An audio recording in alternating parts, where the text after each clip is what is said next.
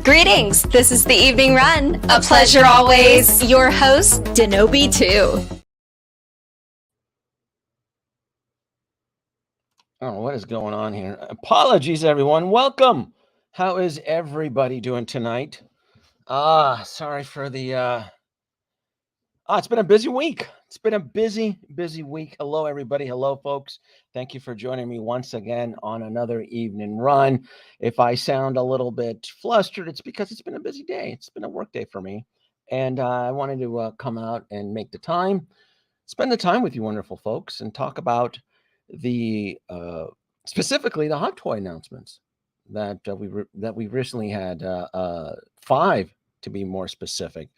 And to help me bounce some ideas and kind of really get a grasp moving forward into the holidays, what the plans are, how most of us are going to be able to accommodate, and really make the tough call, make the tough decisions on what needs to be cut and what's going to stay and what's going to get passed. So I'm going to have a good friend here, Hada Lauren, to join us. Hello, good sir. Hello. Bringing the hate. Bringing the, I don't know. Well, there may be hate. There's going to be a couple topics that we're going to talk about. Oh, there's always the hate. There's always going to be something to talk about. And I may even have a surprise guest joining us later in the evening. But for the most part, it's going to be more of a personal panel, really talking about the state of collecting right now. And I'm going to address the chat here really quick here. Uncarded reviews checking in. Where are you? Yeah, he did check in. Unlike the cruel NR who demanded that you pay in full, I require that you only pre-order. Xerxes. Braden, all the way from Australia. Good sir, welcome. There's no protection from Howie. He's coming in for the milkshake. It's gonna be brutal. It's gonna be rough. It's gonna be wacky. Yeah. 1-6 enthusiast. Good evening. Hello. Thank you for joining in. Dingleberry from Pittsburgh. Wonderful folks. Thank you for joining in. The Collector checking in from New York. I'll be there. I'll be there next month. Collector. I'll be there for New York Comic Con. It's going to be a blast. Iron King. It's 3:18 in the United Kingdom, but I need to hear the wisdom to save me from the Howard Hurricane. Man, we're talking category 5 here. We are talking some brutal pandemic type where it's bonkers. Bat Dad, are you new to the show? Welcome. Checking in 10 p.m. from Florida. You literally have hurricanes to dodge, metaphorically and literally speaking. Raslamos, Fort Texas. Hello, good sir. Hello. True Weatherman. Hey, I tried to warn you wonderful folks last year. I knew this shit was going to happen. I didn't think it'd be this bad, but this is rough. Milwaukee, you're new to the show. Welcome, Willie Whitson. I haven't seen you around. Thank you for joining in. Another new face here. Hello from New Jersey. Hello, 6-scale enthusiast. Welcome back. Burbank, are you keeping your Tomy diecast enterprise? I don't see why not. I haven't gotten mine yet. Look forward to it. I know they sent us an email for address verification. Did you get that email, Sean? Yeah, I got it. I think the ship. Yeah, it was like an email to verify the address. So he ordered it too, as I did. I haven't gotten my Tomy Enterprise yet. So I look forward to reviewing it. I look forward to doing an epic 4K blast on this massive, 32-inch in length, most of it die cast, like 90% of it in steel. So that'll be something really fun to look forward to. Darren checking in from Taiwan. Hello. A lot of new faces here. Hey, folks, thanks for joining in. It's always a pleasure. Emmanuel Padres checking in from New York City. This release cycle is insane. Planning not to tap out dance. Yes. This is a little bit bonkers here because the last time I was on a live stream, I was blaming the YouTube influencers, right? As far as the influencers were the ones that were putting on the concert. You remember that? You saw that, Sean? Did you get to see that stream? Oh yeah. You got to see the whole tap out. Yeah, but you know, it's what's interesting now is that now it feels that it's the collectors are to a certain point probably are manifesting their own tap out. Have you noticed that? I've been just going over the social media. Have you noticed that now the collectors are essentially convincing themselves to tap out? So I can't blame the YouTube influencers this time. Did you catch any of that? Do you read any? I love reading the comments. Do you read any of that at all? I just find it funny of the ones that are just well, they're pre-ordered, but now they're confessing that they're canceling. Yeah, it's look. I I just love don't. reading social media comments, and the comments that you're going to see here are directly from the collectors.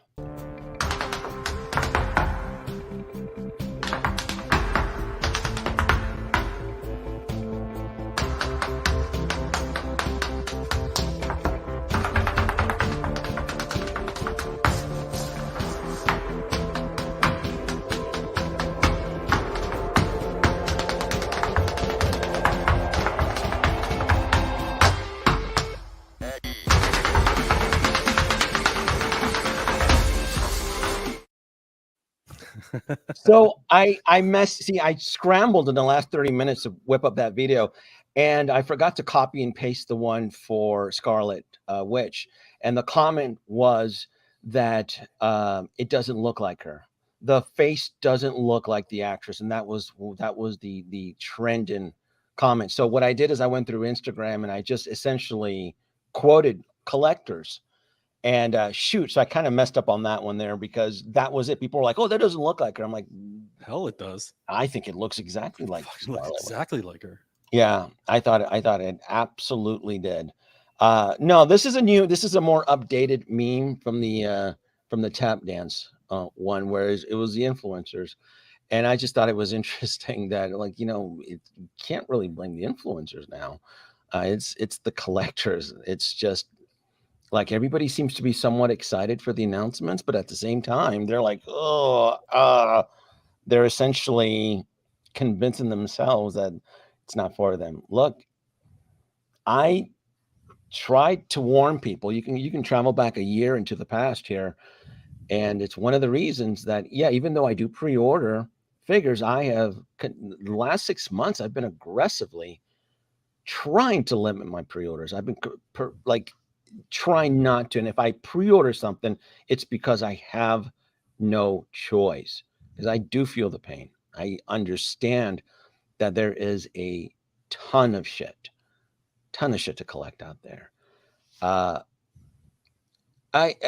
know with you, Sean, as of last year, your pre-ordering habits, I want to say, and correct me if I'm wrong, they've adapted from say a year ago to what they are now. Have you throttled your pre-orders, or are you just still you don't give a shit? No, I've kind of. They've actually morphed into a few other things, so not so much for figures. I've kind of like moved into more high-end pieces now. Okay. So like I've kind of like delved into like a unique like a J&D piece or a unique Queen Studio piece. And because I mean, and that's, it's not Hot Toys' fault. It's actually like the fault of like season 3 of The Mandalorian, or and season or yes, phase 4 and 5 of Marvel. That's kind of tapped it out for me. That just like I just got tired of just bad writing. And So and there's not characters. So you're yeah, not connecting. You're yeah, just it's just bad writing, horrible like D and E characters that are just being fed to us, and they just horrible. Like, yeah, like we bring back Robert Downey Jr. yeah, Bring but back, you got to bring back Chris but Evans. You got to bring I you gotta so bring I back have the to A call. team.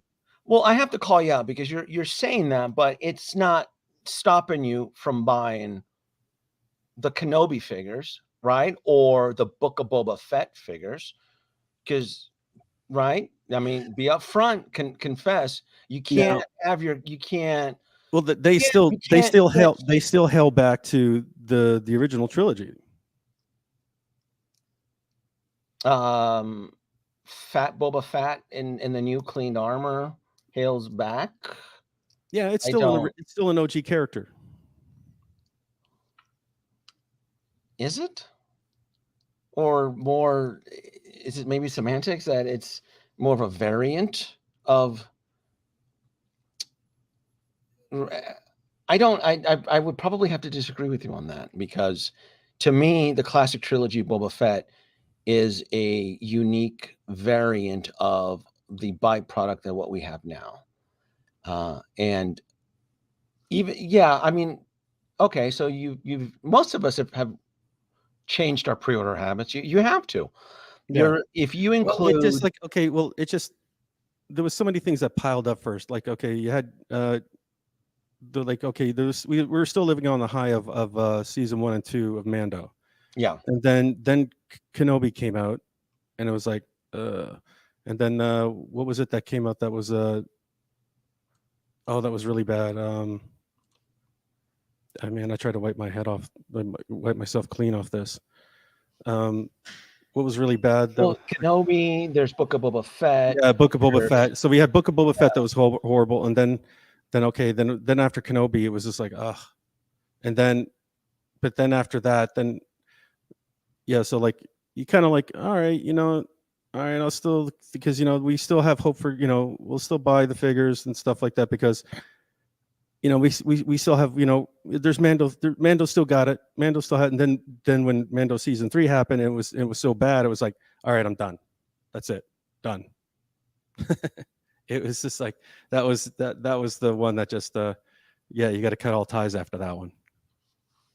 Nate, just F60, I'm really proud that my pre-orders I think are under 34, 33. I want to keep it at below 30. Here's the problem. And I'm going to bounce off what Sean just said, where he has every right to express that the state of the Disney Empire IP spent out of control.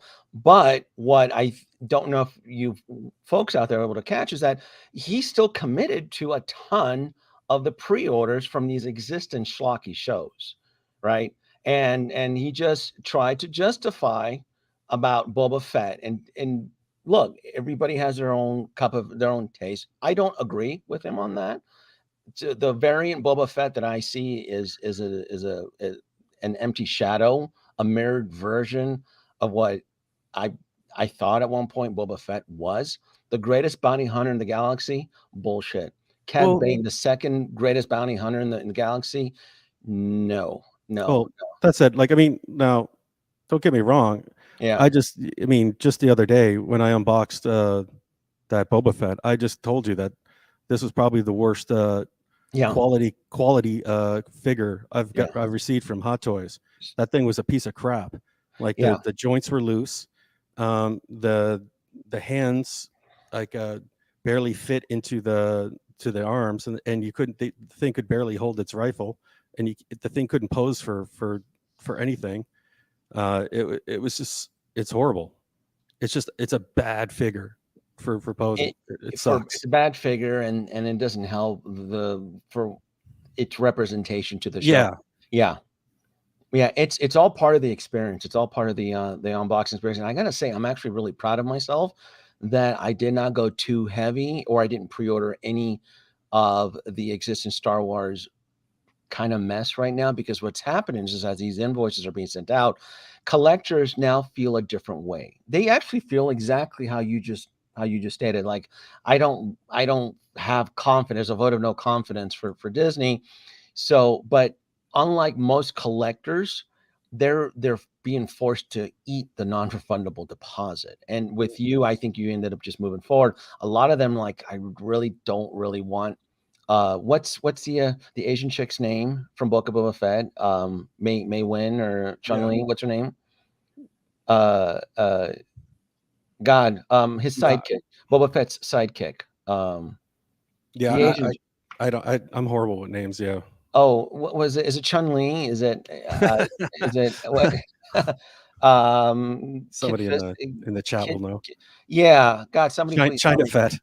Yeah, thank you, Jesus, China. I mean, might as well China Fed. I just so Fennec well. Shan. This was yeah, Fennec. and so this was one of Fennec. Yeah, Fennec Shan. So she's one of the characters that actually is scheduled on time as far as invoice delivery, and I absolutely am aware. Not going to mention any names of collectors who had her on pre-order. And because of the change in times and because of the saturation and because every Tom, Dick, and Harry out there is flashing you something shiny, she was absolutely one of the characters that got the short end of the stick. You ended up keeping her, Sean. I know you sent me a photo, but I promise you, she was absolutely one of the short end of the sticks when everybody's getting bombarded. And that's what happened. And it's not that they don't like her. It's that there's a ton of crap right now. If you include Hot Toys and then the multiple licensed companies outside of Hot Toys like InArts, X06, and you include the third-party knockoff companies, you're staring down at the barrel of 300 plus pre-orders. Mhm. That's bonkers and insane. So what happens is that certain collectors who are on a fixed budget are now forced to essentially gnaw your leg out of the bear trap. Like, ooh, I don't want Fennec Shan anymore because I got 2 invoices from InArts or an invoice from X06 or something else, or worse, Poo Poo Toys and Farce Toys and all these little knockoff little companies that are dangling little trinkets in you, which to me, I just see them as the Legion of Doom. They're just big ass distractions right now. Whereas me, I'm like, I'm chasing the grail. I don't want it. Look, most of us are going to get, look, I've already accepted. I'm going to get punished by history. There's going to be a lot of things I will not be able to get this year, but I'm absolutely getting the things that are emotionally exciting for me. Yeah, don't get me wrong. There's a lot of stuff I have on PO pre-order already. That's from Kenobi and what's the other one that I'm not happy with. That I know that I'm just gonna I'm gonna get it just because I'm committed. Do you agree with this comment? And With I know, well, and you're different. No, Like it's no. you'll There's keep your absolutely. You know what? Actually, Fennec Shan is actually a great figure. Yes, I actually agree with you on that. It's a solid figure. I think it's actually a solid I like it. I mean, Yeah. it's right there, like right beside Yeah. laying on Boba's throne. Yeah, I don't think there's anything wrong with her. Oh, yeah. Is she the one that gets cut for budget? Yeah. Oh yeah. Oh yeah. She She's going to get trimmed on when you're on a Yeah. budget for sure. Yeah. X06. I'm worried about my X06 data and knockoff third-party Drax. I'm not aware of a third-party Drax. I know X06 is bouncing all over the fucking place right now. But before we get into X06, so let's talk about the 5 stars. Let's talk about Bully Maguire. That's the first thing that went through my head. And like, I'm going to speak for myself. When I saw that Hot Toys was advertising the Spider-Man 3 license was acquired, and they're going to be moving forward, I was like, well, what can they possibly do that they haven't already done? What can they bring new to the table as far as Spider-Man 3 within that specific IP? I was pretty underwhelmed by it too. Like when I saw it, like and I reached out to you, and you in your text messages, you're like, "Man, it was the big yawn," and I kind of felt like, and I agree with you. I'm like, "Oh, what could they possibly do?" And then I saw this, and I was like, "Wow!" I go, "This is why Hot Toys has the market cornered." When I saw this, I go, "This is specifically why." The original Spider-Man 3 black suit was over a decade. I want to say it was right before I started collecting. It was like 2010. Mhm. So I didn't see too much anger as folks bitching about, oh, why are they doing this? For me, this is a welcomed addition. To me, this feels like a true 2.0. And I've gone on the record stating I 100% support 2.0s as long as you bring something new to the table. And holy shit, did they bring something new to the table here? This head sculpt here was captured right out of 2007, Tobey Maguire. They knocked it out of the park on this thing. Impressed, very impressed. I will be getting him. I don't know if I'm going to be pre-order him, but he's definitely coming home. I had zero intention of getting anything for Spider-Man 3, but when I got into the office and I got to see this on the computer, like on the big screen, Yeah. and I saw the quality of the work of it, and I was just like, oh yeah, this has to come in my collection. No ifs, ands, or buts. Like the work on how they did Venom and how it attaches to his suit and the head sculpt, and I'm gonna kit bash a disco bully there. Oh, you're not the only one. I saw that trending on Reddit too. That's what everybody's going to do. All you need is a third-party body. Oh yeah. To get this emo version here. This is incredible. Now the base is recycled. I want to say the stone. I think we've seen this one before. I think so. Can someone correct me? I feel we've seen the base. Everything else is brand new, and I even want to. It's the spandex material, like everything. The technology that Hot Toys used, 12 years ago, 13 years ago, I can imagine. I'm more curious to see what the original black suit Spider-Man, how it's holding up. Because I know it had the raised weapon. I wonder if that peeled away. Is it deteriorating? Has it disintegrated? I'm really just curious about that. I can't see them using the same material that they used 10 years ago. Well, this is supposed to be more of a dynamic material, which is what they were they advertise now for dynamic posing and extreme angles and so forth. But again, and then the whole thing with the neck too, where they're able to get the neck corrected. You can see his neck is exposed, something that they've always been dragging their feet with Tobey Maguire, well, not with Tobey Maguire, with Tom Holland's Spider-Man. I mean, this is, and then rolled eyes. I mean, this is bonkers. I can't believe that they're pulling this stuff out. This is insane. Gabe, your question there, going back to Spider-Man 3, sounds like the IP well is running dry. I disagree with you on that. No, actually, that they're striking why the IP is hot. Spider-Man's hot. Yeah, I don't feel that they're no. With the Spider-Verse and everything. Yeah, they're going hot on it. Yeah, there's big demand on Tobey Maguire, on Andrew Garfield. To me, I feel that they're striking while the iron is hot. As to why they chose this version of it, not clue. I would have preferred maybe a Tobey Maguire redesign from Spider-Man 2, right? To recreate. I mean, it's the most popular film out of the series. Well, isn't there rumors where like Toby's coming back? Maybe they know something we don't. They may, but yeah, everybody seems to be on par. I want to say this is close to a $400 set with sideshow tax added on. This isn't going to be cheap, dude. Mm-hmm. Yeah, I want to say once you add shipping and tax, you're looking at $400 for the deluxe set with the base and all that. So, oh yeah. I feel the heartburn with the community. I completely sympathize. This is some expensive shit here.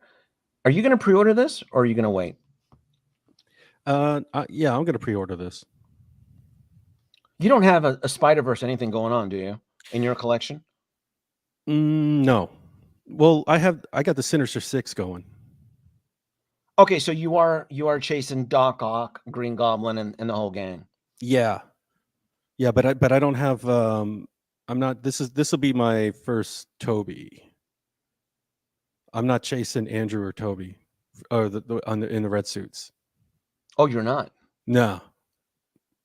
What? Just because you don't care, or do you have them already in your collection from like a third-party knockoff or something? Nah, I just didn't care. Okay. Well, we get a proper Sandman. The problem with Sandman is there's multiple versions. There's multiple ways how you can do them. Do you want to capture the actor's likeness in phase? Do you want to capture him with, outside of his phase? Do you want to capture him in his Sandman epic gloriness? It's really hard. I don't blame Hot Toys. as to being challenged as to how to do Sandman. Well, 'Cause- if you want to do Sandman, you have. Do you want to go the licensed way or you want to go the unlicensed way? Well, yeah, that's the kicker. Do you want a head sculpt from the actor Hayden something? Not Hayden Christian. It's the Hayden actor Christian Church. Hayden Christian. Yeah, there you go. You know, do you want to? Because Wow, where did I pull that from? Yeah, I'm yeah, horrible with seriously. names. Yeah, Yeah, because like yeah, for Hot Toys, all you have is the Sandman base, and it's just a base diorama, and then third party you got the Sandman, but I mean it's not the best. yeah. I don't think we've seen this base, but I feel we have, but maybe we haven't. I feel it's a reused. I don't base. recognize it. Okay, Thomas. Thank you. See, we have the fans helping us out. Yo, Thank you, Thomas Church. Hayden Church. There you go. I got Church right. There you go. Yeah. I'm hoping I don't get pressured into pre-ordering this because I know there's a special edition, and the special edition for Sideshows is you get the extra Venom head, I guess, or something protruding like a little extra Venom part. And it doesn't bother me that the Venom parts seem to be somewhat recycled from the current Venom that's being portrayed by Tom Hardy. So, I mean, they are taking creative license with this specific Spider-Man 3 suit, since we never technically saw the Venom symbiote get exposed other than when he was in the church, Bill. That's the only time you ever saw the Venom symbiote ever actually expose himself while Tobey Maguire was in suit. So this right here is a big win. I just don't know any other characters. I don't know if we would want a James Franco Green Goblin. I don't know if that would sell. Would you buy that? Is that something that? No, Yeah. absolutely not. Yeah, I don't. It sounds cool on paper. I'm way past that. Yeah. Yes. So it was one of them that made it, and I have them in my collection, the third-party knockoff Sandman, and I ended up spending probably a good full day getting them tweaked up. Yeah. I molded. I used like a hard putty mold on his feet. I embedded sand. I used some gluing techniques for my Sandman because it was Toys era. Yeah, it was a Toys era. Yeah, like the actual molded arm looked bad, and if you didn't embed real sand or real dirt with the arm attachment, it looked horrible. So that was it. And I wouldn't be against buying a licensed version to replace them if they ever introduce one. But yes, there is third-party options, and again, based on my experience, I prefer to avoid them because when I get them in my possession, they don't meet the requirements or the standards to enter my collection unless I tweak them up or do some sort of modification for them. Yes, Franco did get canceled on there. I haven't gotten my Doc Ock yet. Did you get your invoice for Doc Ock? No. Yeah. Give me one. Yeah, I'm gonna get blasted by about 5 invoices at once, like I did a couple months ago. You are? Oh yeah. Give me 1 second here.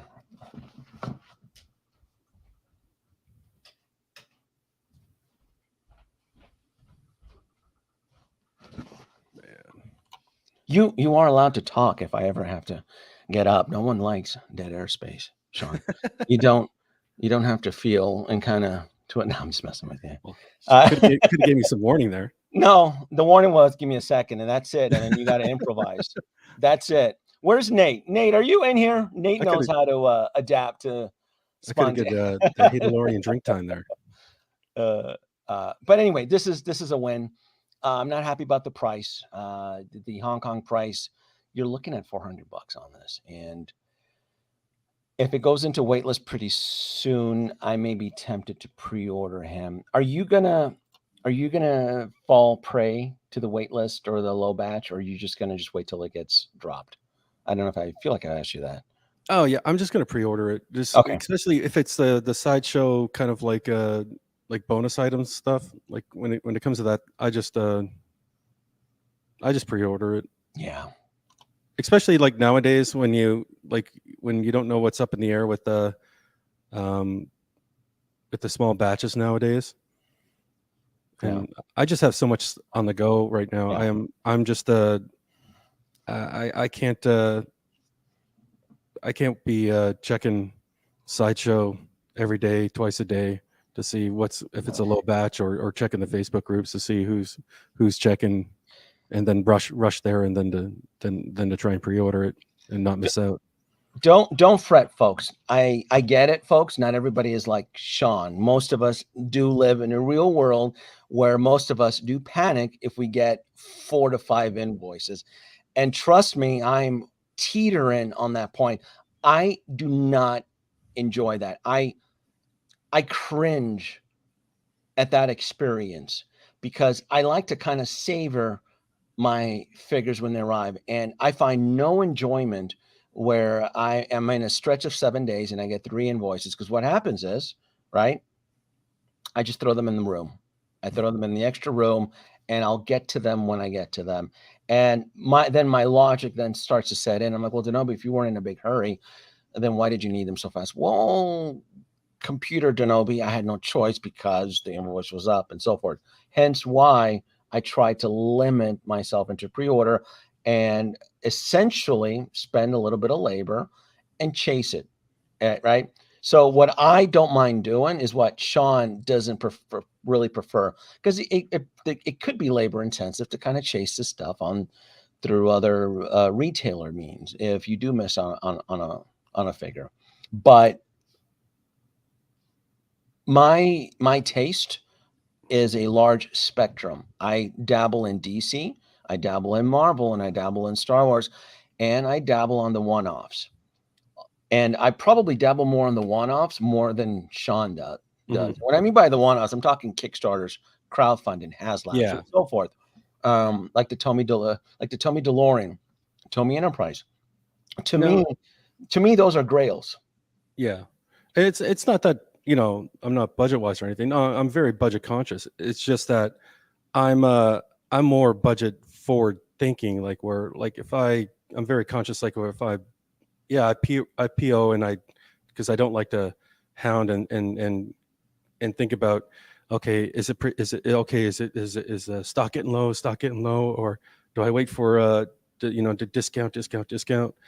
It's just like, no, I know if I have the money now or in a budget, and so I budget way in advance, so I just don't have to worry about it later. So I'm just a little bit more budget forward thinking rather than, am I going to have the money, months down the road or a year down the road? Do I have the money right now if it was ready now, kind of thing. What and you're running out of you're like me too. You're running out of space too, aren't you? Oh hell yeah. Yeah. Yeah, yeah. Brian's on my hit list for Module Case. Yeah. That arsehole was supposed to be 6 months, and it's 2 years later for my Module Cases. Yes. Is it Every couple of months, it's on the boat. there it is, right there. Yes, folks. The Module Case improved time was a lie. This is my friendly community public service announcement. Cheers to Brian. Right? Module Cheers to Case. Brian, because he's going to come Black Friday, right? Yeah. Thanksgiving. Cheers to his new his improved processes to improved shipping time. Yeah. Good work. So, Good work. yes, the improved It time definitely was a improved lie. time. Yeah, don't get suckered. He's gonna come at during the Black Friday and we'll be delivering 6 months. That's a lie. 100%. And I'm at mercy. I need that meme from Mr. Free. Mercy, you have a mercy. So not only like that. Okay, so the Module Cases I have here, I've definitely outgrown them. Now I doubled that order, and I've already outgrown that order. Yeah. And so now I need prep it. 'em up, I need to double that order. Mm-hmm. And so I refuse to order another one. And so now there's a third party that you can build module cases. Now it's actually now worth my time and money, where it's actually it's cheaper to do it to the third party, and it's cheaper for my time now to do it. You To should go through that. should- And you so should now test the I'm actually waters going on to that. now I'm going to go through this process of doing this. I got noticed as well. Yeah, you should. I mean, I know you're hell bent on trying a third party module, because module cases are simple design. People think they're simple design, and then what happens is you have folks who run off to Home Depot thinking that they can recreate it, and it No, well, never works. Yeah, well, it's a third party that, and they essentially machine every part of it. but it's not a module case though. It's every single part. You know, as much as module case annoys the shit out of me, they serve a genuine purpose in my collection. I always bitch about module case. I always bitch at I'm gonna do a test one. Yeah. And see, and if it fits perfect, Yeah. I'm going to town. I just, it's the dependability, it's the structural integrity. It's all there. Again, as much as module case annoys the hell out of me, you can Dude, I can't wait 2 years. go. I've been planning. Well, this is something that I've said. You got to plan into the future. You plan for the moment. No, you plan for the future. And just like how you mentioned, you got to plan for a year. That's what I did the last 2 years. I only have one more order, and it's the corner unit that most folks are probably like me waiting for. I think it was. And I'm done. I think it was the corner unit that screwed us. I think so too. I think maybe the design Like or something. my big order was I had a corner unit in it. Yeah, and that's what screwed us. Yeah, I have one more unit and that's it. And then I'm gonna really and then I'm gonna go in through my cases and then maximize and maybe put some stuff in storage, maybe sell. But for the most part, it's the corner unit, and I do have space for a max 140 plus, but it'll be really tight. It'll actually be in the corner. It's actually right there. I can actually fit, but it'll be really tight, and I would prefer not to. I sold all my DTOFs, and I don't miss them. I don't miss anything about a DTOF. I hated DTOFs from year one. As a year one collector back in 2012 when I collected them, I had DTOFs, and I freaking hated them. Yeah, I got 15 DTOFs I'm dying to get rid of. I hated them, and I remember, and people don't remember this, but I specifically, in some of my early reviews from 2013, 14, I bitched about DTOFs. Like I go, the DTOFs limit my creativity. They limit my imagination. They limit the function as a collector, managing, curating my collection. I've used them. I had them. At one point I had 6 and I gave them away. I put them on Craig's, $50, take them away, just whatever. But they don't serve the needs of the people, for me specifically. So enough with Bully McGuire here. I love this guy. He's coming home. Next on the list here, my God, Hot Toys is just bonkers here.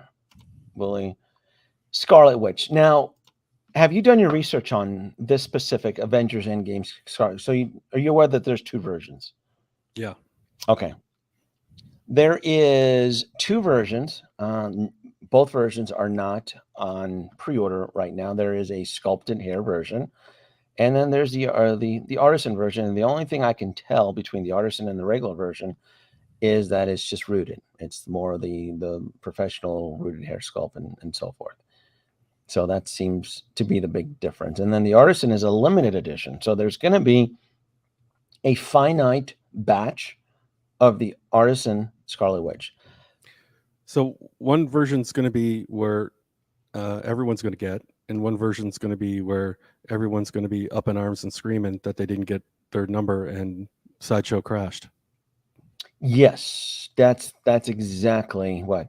Oh, you know what I noticed? They're advertising this as a DX. I thought they weren't using a DX logo anymore, but I guess they are. Did you see that? I just noticed that now. Oh The yeah. DX logo right there at the bottom of the screen of Scarlet. Let me see right here. Right there, the DX. I thought they weren't using that DX logo anymore. That was such a premium logo. So that just tells me she's not going to be cheap. Even the sculpted hair version is not going to be cheap. Oh, the sculpted version is DX. Wow.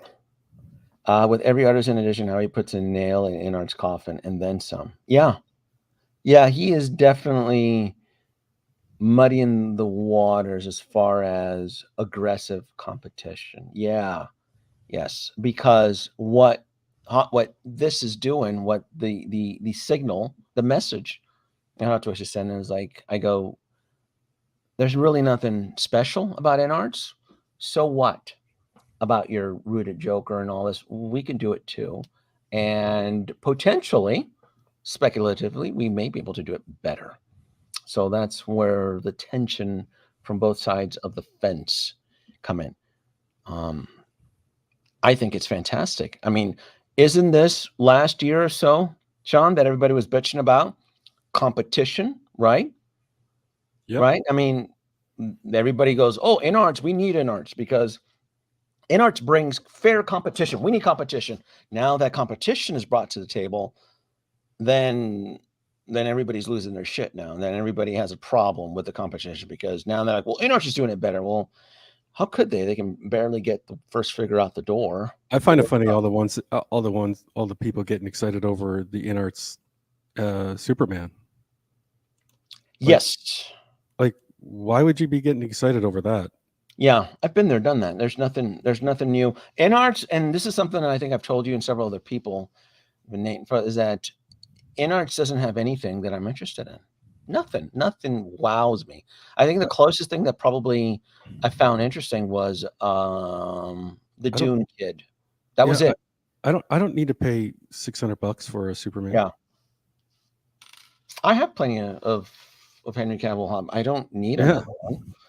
I just don't know what they could bring to maybe a slightly better, improved version head sculpt of Henry Cavill for me to justify $500 in a market with 300 plus figures right now. From everybody's trying to dangle some. No. Yeah, I already got 3 Henry Cavill Supermans. I don't need a one that's $600. Yeah, I'm good. Did you? I know, right? Did you find this? See, I found this whole situation. This is so weird. This is bonkers because when I feel that I have a grasp on what Hot Toys is doing as far as the algorithm, then they pulled this little wacky one off here. Avengers Endgame. We're back to Endgame, and this Scarlet Witch was teased during a couple toy fairs actually.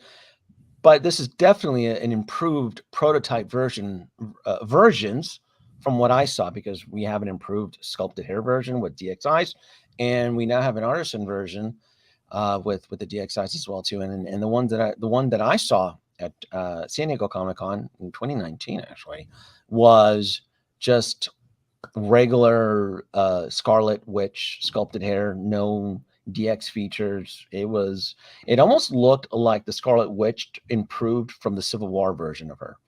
That's what it looked like, but with the Avengers Endgame outfit. And at that point in time, I did want that. I actually, because I didn't have a Scarlet Witch. I actually just got. You want to hear something funny? I just got my Scarlet Witch from WandaVision last week. I haven't even opened her up yet. I finally got her. And I'm like, great. Denobi, Huh? You know what? It just doesn't look like her.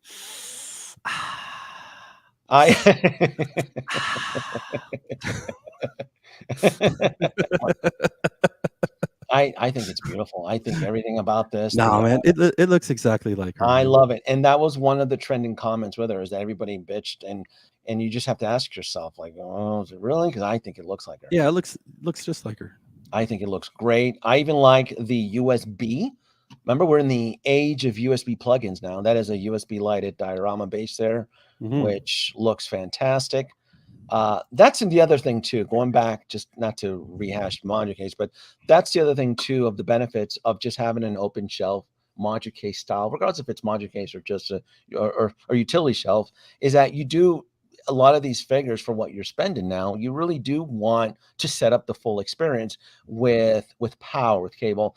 And when you have a black background and you're running a black USB power cord to your display base, it helps sell the illusion. It helps sell the fantasy versus a 12 by 12 glass cube that exposed wires, and it to me, like I said, it always looked bad. So again, the age of a plug-in USB power everything, that black background absolutely is a huge benefit, especially when you get to the Jedis that are not going to be wielding USB lightsabers and all of that good stuff. I'm going to chase the Artisan Scarlet Witch. I'm assuming it's going to be another goddamn Hunger Games bullshit. Special link, a specific time, knock three times on the door, you get an extra access code. It's going to be bullshit, but I absolutely will chase the Artisan Scarlet Witch. And dare I say, I think she's going to be just as fucking popular as the Artisan Anakin. I do. Really? Yeah, I do. Yeah. Yeah, she's highly sought. Now, what could create a kink in the algorithm is somebody would debate me. Well, Denobi, there's existing Scarlet Witches already on pre-order and on the shelf. And that would be a fair counter argument. But I also said the same thing too about Anakin Skywalker. Where I have no intention of going after this. And it's just not your demographic. I think you've checked out of Marvel. Yeah. But Marvel is still selling huge, and she is still one of the more popular characters. In fact, in the secondary market, I mean, the Civil War, some of those early Scarlet Witches, they go for big bucks. And it wasn't until the last year we finally quenched that drought of Scarlet Witch, where she just went MIA for a very long time. So now that we have her, now we have plenty of Scarlet Witches to choose from. But yeah, for a while there, last Scarlet Witch up until that point was Civil War. In fact, the Civil War film provided 2 versions of her. Up until that point, it was 3. It was the Age of Ultron and 2 versions of her based off of the Civil War movie. And then poof, she was gone, disappeared. So yeah, that created a fair demand on her appearance. And now we're in 2023, and we're looking at 3 different versions of her. Actually 4, if you want to count the DX sculpted and then the Artisan version of her. There's plenty of choices, but folks, don't let the multiple versions of her deceive you, because we are in the age of small batches. Small batches means that you still should not fall asleep at the wheel, meaning that the Artisan version is probably going to freaking sell out in one day. Because, what did I say, Sean? Because of the word Artisan, right? Yeah. People love that exclusive. I'm a sucker for that stuff. So she's absolutely going to be, the Artisan version is going to sell, I would say, probably within 24 hours minimum. And then the sculpted DX version may sit around for a while. Oh, it's going to sell out in like 30 minutes. It's going to sell out in under 30 minutes. For the Artisan version? Oh, yeah. Yeah. Oh, absolutely. It'll be gone in the first day. And then the sculpted version may sit around for a while, but she'll still end up like the rest of the pre-order announcements of this year, kind of like where people said, Anakin Skywalker from Attack of the Clones. Is he waitlist full? He's gone. He's waitlist or waitlist full. Yeah, he recently became waitlist full. So even if you missed out on the Artisan, and this version may not be as popular, it's still going to be a chase, because we're in that point in time where if you don't pre-order something, you're going to miss out on it. And I've come to the conclusion that I probably will miss on certain figures that I'm not pre-ordering, but I have no choice. I still collect Marvel. I still collect DC. I'm still going hard on DC. And if anything, I've gone conservative more with Star Wars, but Star Wars is still kicking my ass because unlike most collectors, I'm still getting the vehicles. We still have that ATRT down the road, don't we? Yep. Right? Some of these comments here. I'm not paying any attention to J&D. I don't give a shit. Not hate, folks. I'm not hating on J&D. I just don't care. I haven't seen anything in their lineup for me with particular interest. In the same sense with NArts. NArts has nothing I want. Yeah, until they announce something, until they show something, they can say they're jumping in. I mean, they actually said that they were jumping into the market about a year ago. Yeah. Let's see here. Why does Denobi want NArt to fail so bad? I don't want NArt to fail bad. I just see just untrustworthiness, unreliability. I see a trap. Yeah, actually, yeah. I'll let me answer I think that. the figures look great. Actually, you get misquoted a lot about saying about if you people say that you want NArt to fail bad. That's actually not true.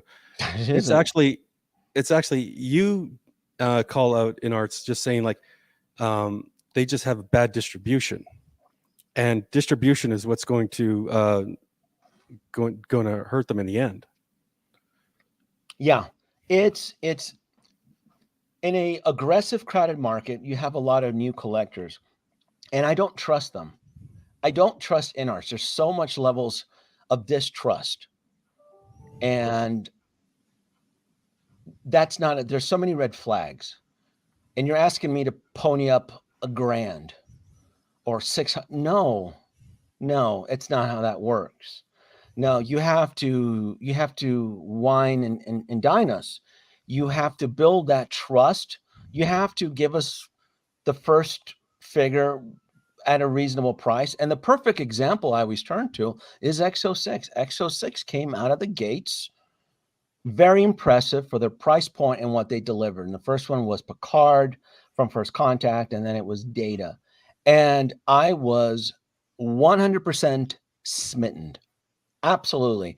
And then as the relationship carried on with X06, and you started to get questionable figures like the special needs doctor, and then you got Janeway that looked like a first year cadet, and you started to get questionable figures, and you're like and you're doing this, and you're like, you smell that, and like something's rotten in Denmark here. What's going on here?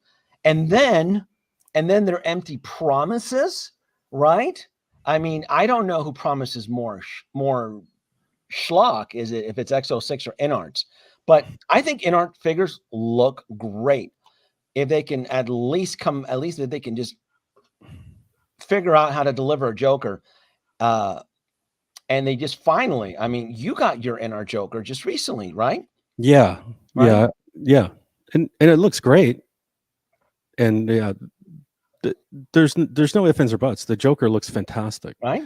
It's just it's bloody expensive. It's expensive. And how did it make you feel? And don't hold back. Now Hot Toys is like cracking its knuckles, and I'm like, I'm gonna drink your milkshake. Now that you see the Arson Joker, how did that make you feel? Yeah, I paid a little too much. All right. So now doubt starts to set in. And now because collectors bitched about, oh, we need competition. Well, be careful what you ask for, because now you have it. Now Hot Toys has now created an R&D wing, the artisan wing, where, you know, Howard Chan is off, you know, standing overlooking Hong Kong Bay in the nude, smoking a cigarette with two chicks on the side, thinking to himself, they could pay $600 for a figure. Hot Toys can do that. And that's what we have now. That's what we ended up with, folks. I hate it. But I am a sucker for limited editions and artisans and doohickeys like this from a trusted company. And that's what NArt promised, and that was the kick in the balls. Yeah. And that's what that price was supposed to give us. Yeah. That price was not just the quality, it was also supposed to give us the exclusivity.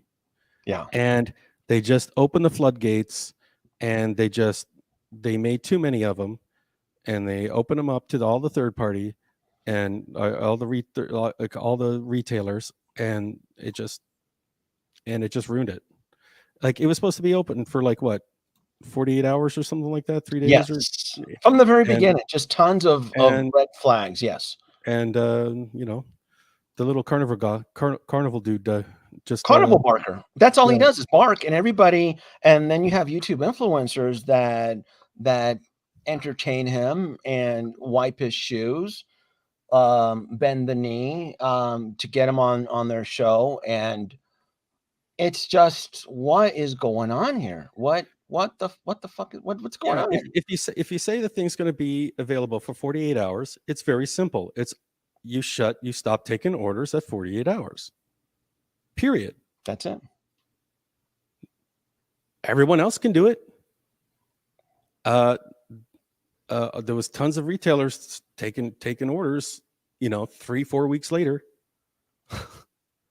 And what was going on? He's like, oh, he's making excuses. Oh, we don't have control. We don't have control of our retailers. Danny G, we still don't know if the artisan line is any good. You're playing your victory. Wait a minute. Don't hate the player, dude. Hate the game. Wasn't everybody preaching over a year ago Hot Toys Killer In Arts? Talk about Tinker Take parades. Everybody had Carnival Barker John in their home on their live streams, and they were drinking his tea that he was pouring. It was no arguments, right? Now, the difference between my victory celebration with Hot Toys is that Hot Toys has a little over a decade of experience.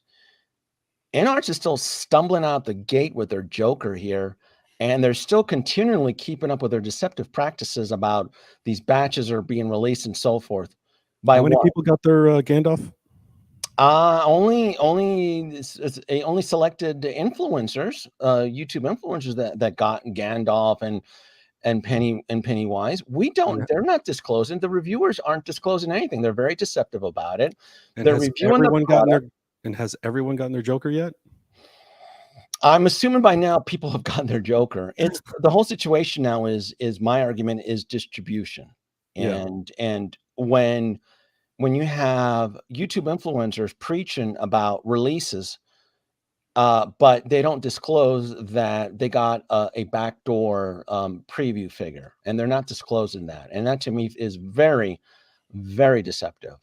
And you don't know about these backroom deals and handshakes and these backdoor handshakes, and you don't know if the YouTube influencers are licking his boots. You just don't. It's just no. It's just it's a vote of no confidence for me on that. There we go. You are incorrect, sir. You need to get your facts straight here. Hot Toys has a track record of horrible hair. I disagree with you.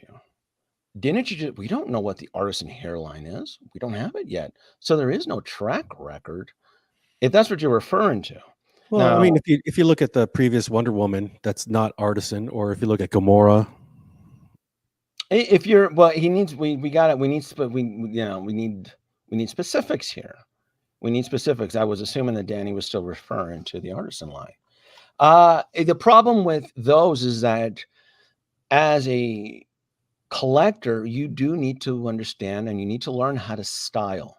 That is, unfortunately, that's part of the game. You need to know how to work a blow dryer. You need to know how to work product.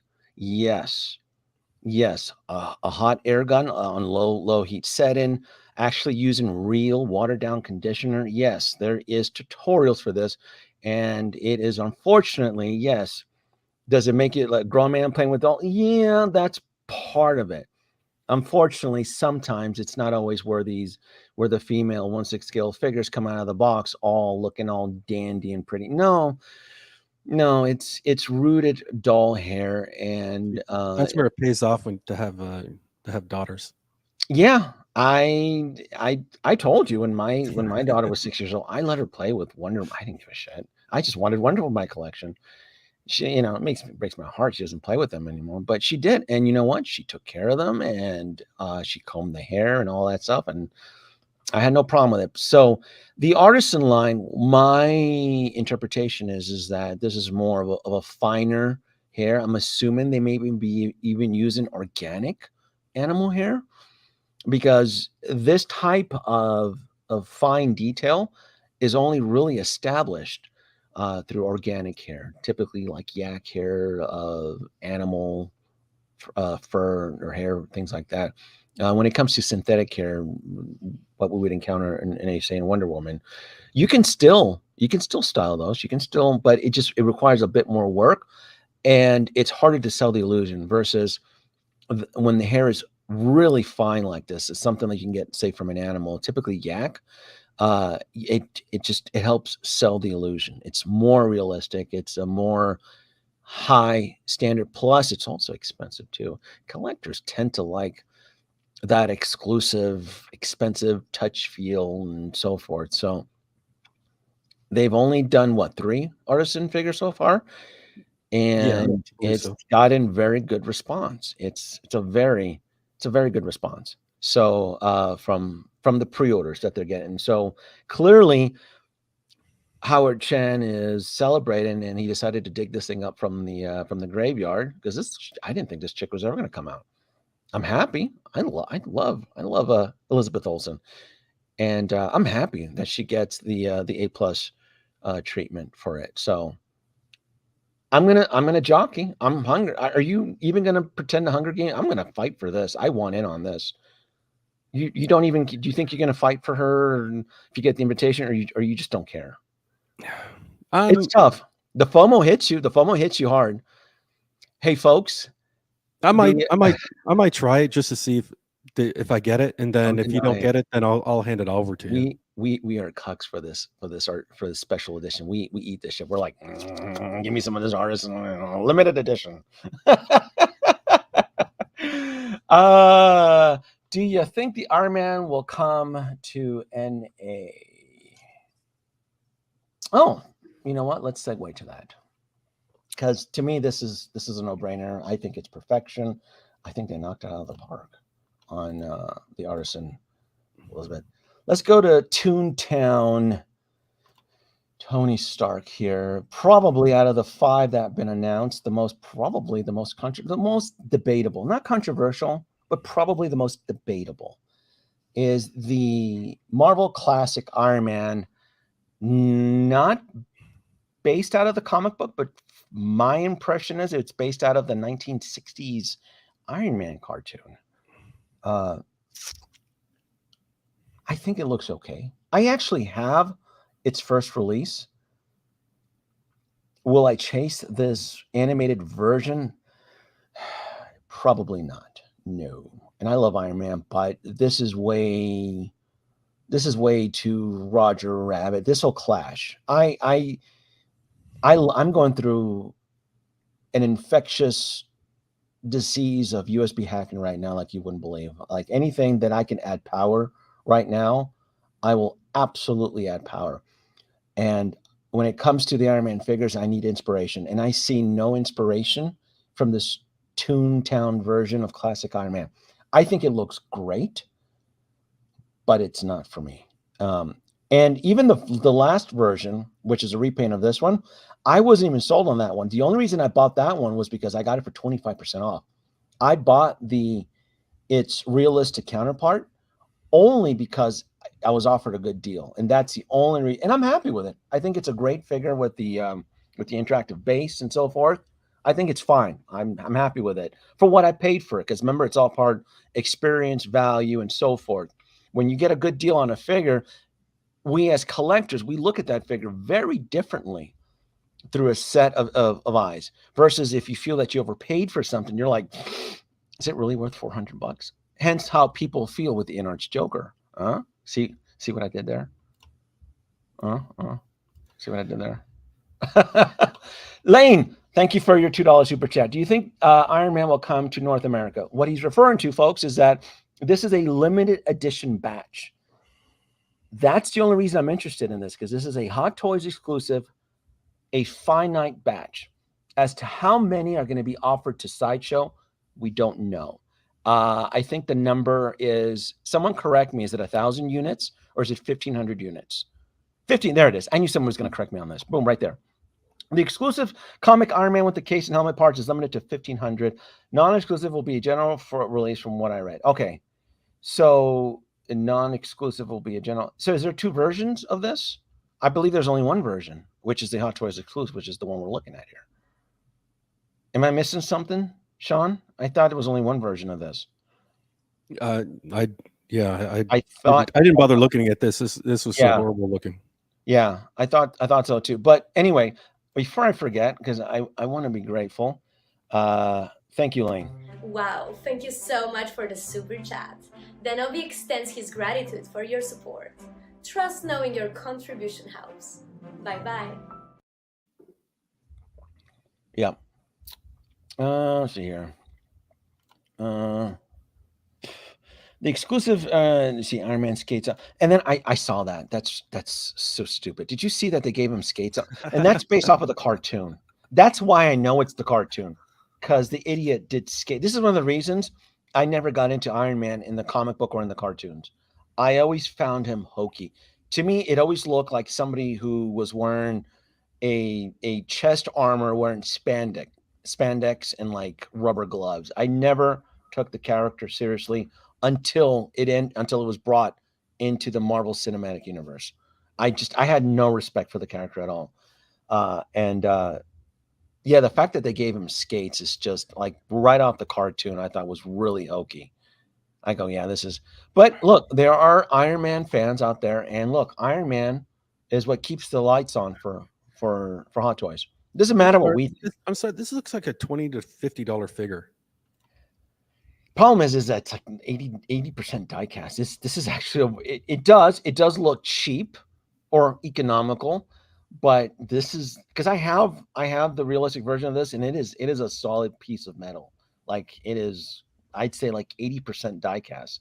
Like they did a phenomenal job on this guy. But I was just yeah, picturing this like anywhere near my collection, and it's gonna just stand out like a sore thumb. yeah, it's too loud. It's what it is. I think it's way too loud. I'm gonna try and see if I can get the Artisan Mama Wanda, but if I can, I'll settle for the sculpted DX Scarlet. I am probably gonna resort to that as well, Nate, because I didn't get the Anakin. You didn't get the Anakin Artisan, did you? I didn't. I wasn't No. fortunate enough. So that's my backup plan. I'll just get the regular version because there is 2 SKUs for the Anakin. And I'm hoping that I'm fortunate enough to pick up the Artisan Scarlet Witch, but if not, I will probably still get the DX. I probably would, but I would prefer the Artisan. So I'm gonna fight for her. I really am. So again, this I hate like a broken record. This is not meant for us. This is a small batch. It's most likely going to sell out, and it does. I mean, they captured its toon appearance likeness very well, but it's not for us. It's probably in the U.S. market, small percentage. And I love Iron Man. I have a huge Iron Man collection, but even this is a little bit too loud. I have the regular version. I'm happy with it. For those of you that are going to pursue it, cool. To me, it's one less thing out of the quintet that I have to not worry about, because I'm 100% down with Bully Maguire, Artisan Scarlet Witch. This one here, whew, I was very fortunate. What's confusing about this Iron Man is that there's a regular and special edition exclusive with the case. Again, maybe I should do some fact checking. I was only in the impression there was only one SKU for this. Yeah. Let's take a look. Yeah, I'm only showing one SKU. Unless somebody knows something, it's only one SKU. I don't see any. Oh, I see it here. Here. I found it. Okay, this is what they're talking about. So there is. This is what they're talking about. So maybe a sideshow. So you see the suitcase in the bottom, and then that's so So now I'm confused. I don't know how this is going to play out. So there is a special edition bonus. So there is a special edition SKU. Is it a sideshow SKU? I'm not sure. That I have no clue.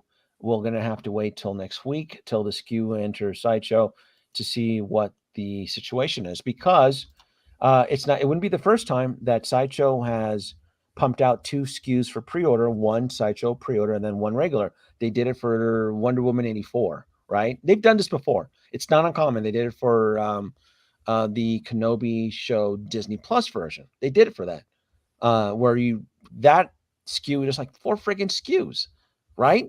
Like 4 different SKUs for Kenobi from the Kenobi show. So I'm assuming that's the road that they're going to take. These are not up for pre-order. Sideshow hours are like a bank. They don't operate in the weekend. Even if there's like a Comic-Con show in the weekend, they don't give a shit. They work 9 to 5. So we're going to wait till Monday, the business day. So yeah. I don't have anything else to say about this. I'm gonna look at it. Do you have any last thoughts on this guy? No. I don't. I didn't think so.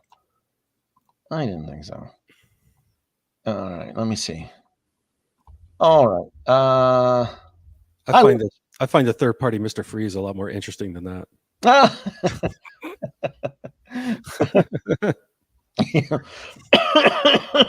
and I have a good idea about how you feel about the third party Mr. Freeze. Yeah. Get your pre-orders out, chill. This here, I love this film, by the way. This film was a work of art. I hadn't been impressed watching an animated film, and I saw this in theaters. A lot of people didn't even make the time to see this in theaters. I did. Worth it 100%. I loved it. I loved this movie so much. I was not aware of the Back to the Future 2 ending. That annoyed the hell out of me. Did you know that going into the film? No. Did you see this movie, by the way? Yeah. I saw it. Okay. Did you know about the Back to the Future 2 ending to be continued? I didn't know about that. Did you know that? I had a hint of it, but I didn't know how drastic it was going to be. Okay. That is a traditional Back to the Future 2 ending to be continued. F you, we're going to get more of your money next, or actually because of the strike, aren't they? It's like 3 years out now. Yeah, it pushed it back. Yeah, it's like a 3-year. Yeah, especially that word got out that the animators were being treated like slaves. Oh boy, yeah. they're doing some HR investigation. They're doing some unionizing and yeah, they're doing some investigation. So I'm gonna say the sequel is gonna be 3. That's gonna suck though, because you're gonna have to see the film again if it's that long. Spider-Punk was one of the breakout, for me personally, one of the breakout characters from the film, and it is his dialogue, his interaction. If we get Spider-Punk, are we gonna get Hindi Spidey, like Spider Patel? I thought he was awesome as well too. Oh yeah. He was awesome. He was awesome too. So I could definitely see getting him. Yeah. Now I'm committed to building the Sinister Six and Spider-Man No Way Home. I'm knee deep. That's an expensive line. I will unfortunately have to nitpick when it comes to the animated counterparts. I think they're all awesome. If he ends up in a daily deal or bargain bin, I will gladly pick him up. But it's just my plate is full. My plate is 100, especially as committed as I am to Spider-Man. I mean, I'm getting both Green Goblins. I'm getting Electro. I'm getting Doc Ock. I'm getting Tobey Maguire. I'm getting them all. I'm even getting the that classic suit that was seen at the end of the film off of the rooftop. To me, that whole film is just magic. I love it all. And this film is too. His eyes, they gave him Purr's eyes, didn't they? They gave him like a DX eyes on this separate rolling eyes. Yeah, they got so they're pumping in the money. I mean, his clothing and costume is top notch. It's really good. Yeah. And this is one of those situations. Like, do you want to display him without the mask? Because even with the mask, he's still badass. I just think he's cool as shit. Yeah. Look at the like the boot, man, like the David Bowie boots. Everything about it. Very punk London era type feel. The mask with the spikes, everything about this guy is just awesome. They really captured the animated presence very, very well here. I don't know if I'm going to want Miles or even Gwen. I definitely am sold on Spider-Man 2099 with the cloth. I definitely really, really excited for that. See Alex, unrelated, but I'd love to get a picture. I'll be, like I said, I'll be at New York Comic Con. I'll be there. When does it start? Thursday, Friday, Saturday. I'll be there 3 days. So yes, if you see me there on the floor, yeah, say hello. I'll be there. And I'm definitely going to tour New York with a Ghostbusters costume. I need to figure out how to bring my proton pack out there. I haven't figured that part yet. So I definitely, I mean, if I'm going to be in Times Square, I definitely want to be dressed up as a Ghostbuster. So that'll be a lot of fun. So yes, I don't own any of the Spider-Verse stuff, but I might get this guy because he looks so awesome. He really does. He really does. God, do you think he'll break 300? They're all breaking $300 now, aren't they? Oh, yeah. He's not going to be cheap. You're getting a head sculpt. You're getting a masked version of him. You're getting, I think you're getting a ton of accessories too. Well, just this backdrop and everything else that he's yeah, the backdrop, everything, like all the printed clothing that he comes with, and yeah, he's not going to be cheap. Yeah, you're getting a lot of props, special edition exclusive. Yeah, look at that. You do get a set. You do get that. Yeah, he's gonna he's not going to be cheap. His body's he has a different body type too. So yeah, that's a brand new body too, isn't it? That's a new R&D body. That's very, meaning it's not been used. So for you folks up there, you're like, why would it cost more? Because it's probably being designed specifically for this character, and that's going to require special tooling. Meaning it's probably not an off-the-shelf body. So yeah, he's not going to be cheap. Yeah, in fact, if anything, maybe 350 when all said and done. He might be pushing he'll be like with tax and shipping, trying to keep it realistic. I think he'll be 340 with shipping and tax, 350. He'll be definitely under 350. You think he'll be under 350 yeah. total? Yeah, shipped and everything. Yeah, definitely. I'll be. Hey, that's. I would welcome it. I think it'd be really cool. He just looks expensive. Everything I see in this photo, except for the base, everything else is brand new. Everything else I see is brand new R&D tooling, except for the base. Even the backdrop, that type of printing, that's not cheap. Even though and that's the other kicker too. Most collectors don't even like using that type of exaggerated cardboard backdrop, but that's still expensive printing, mind you. And the guitar and the water printing on the clothing. Yeah, he just does not look cheap. Yeah, I hate to say it. I think total shipping and tax. This bad boy might be pushing 350. Yeah, but if he shows up under 300, like I said, it'll be a nice welcome surprise. Yeah, I want him. I can't pre-order him. If he shows up discounted, unfortunately, I'll have to sleep on him. I just can't assume him right now. And then the other surprise, talk about surprises here. Spider-Verse variant Miles G. Morales as the Prowler. This was the big shocker here. This was why it was such a twist type ending. And yeah, that was the big surprise ending right there. Yeah, that's why I remember seeing people referring it to, because it was a twist ending, and then it was a to be continued ending, meaning it was, to me, it felt like a true Back to the Future Part 2, meaning we didn't know that at the time Doc Brown was gonna get zapped away, and then it was left to be continued. So this right here, this was a twist ending, and yeah, I was pissed that it ended like that. I wanted more. Yeah. He's gonna have the Purr's eyes too, isn't he? The movable. I think they all do. Yeah. I think they're gonna add him on. Man, they captured his. This is impressive, boy. The fact that you're essentially ripping these characters right off of the animated page Oh, is they're doing a hell of a job with the likeness of the anime yeah. or the animation.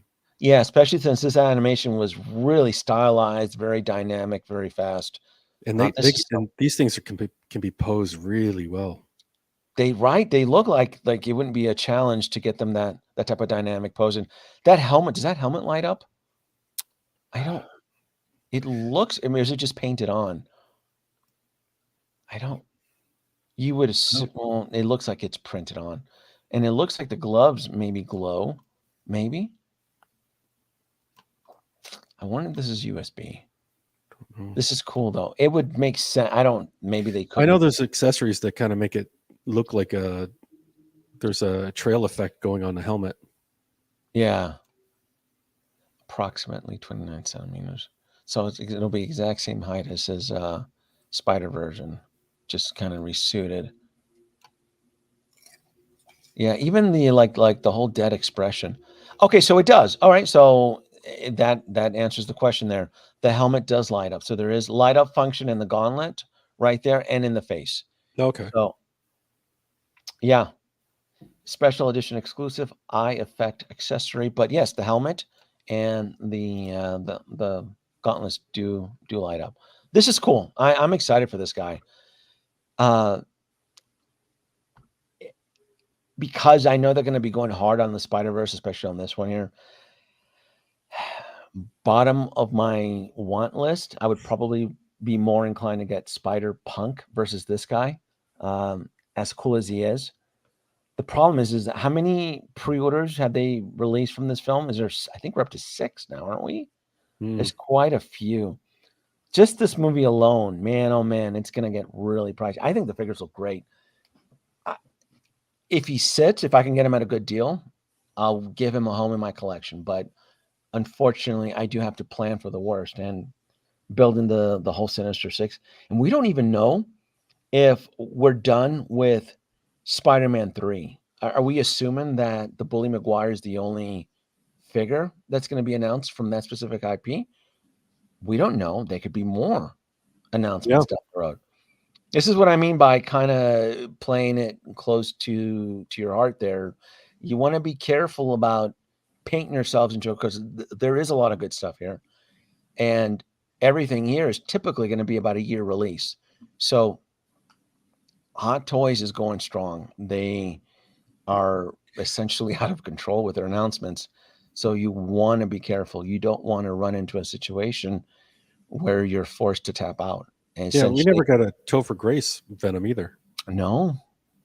What if they do that? What if they do a true Venom Topher Grace? Yeah, I would die for that. That would be I'd be down. phenomenal. I would be down for that 100%. Because I still love. To me, Topher Grace as Venom was awesome. The way he portrayed him, the way that he was like a skinny little brat and buffed up in the suit. I liked everything about that. If Hot Toys decided to test the waters with that, I would 100% support that. I wouldn't support Green Goblin James Franco, but no. Another wish list from. Is that just because Seth Rogen canceled him? Well, he canceled him. Well, Seth Rogen canceled him, and then several of his close friends canceled him. He was just unfortunately part of that early aughts pulp culture where they thought they can all get away with crap, and they thought nobody was looking, not realizing that social media evolved 10 years later. It's social media is coming after them. Social media is a vengeance.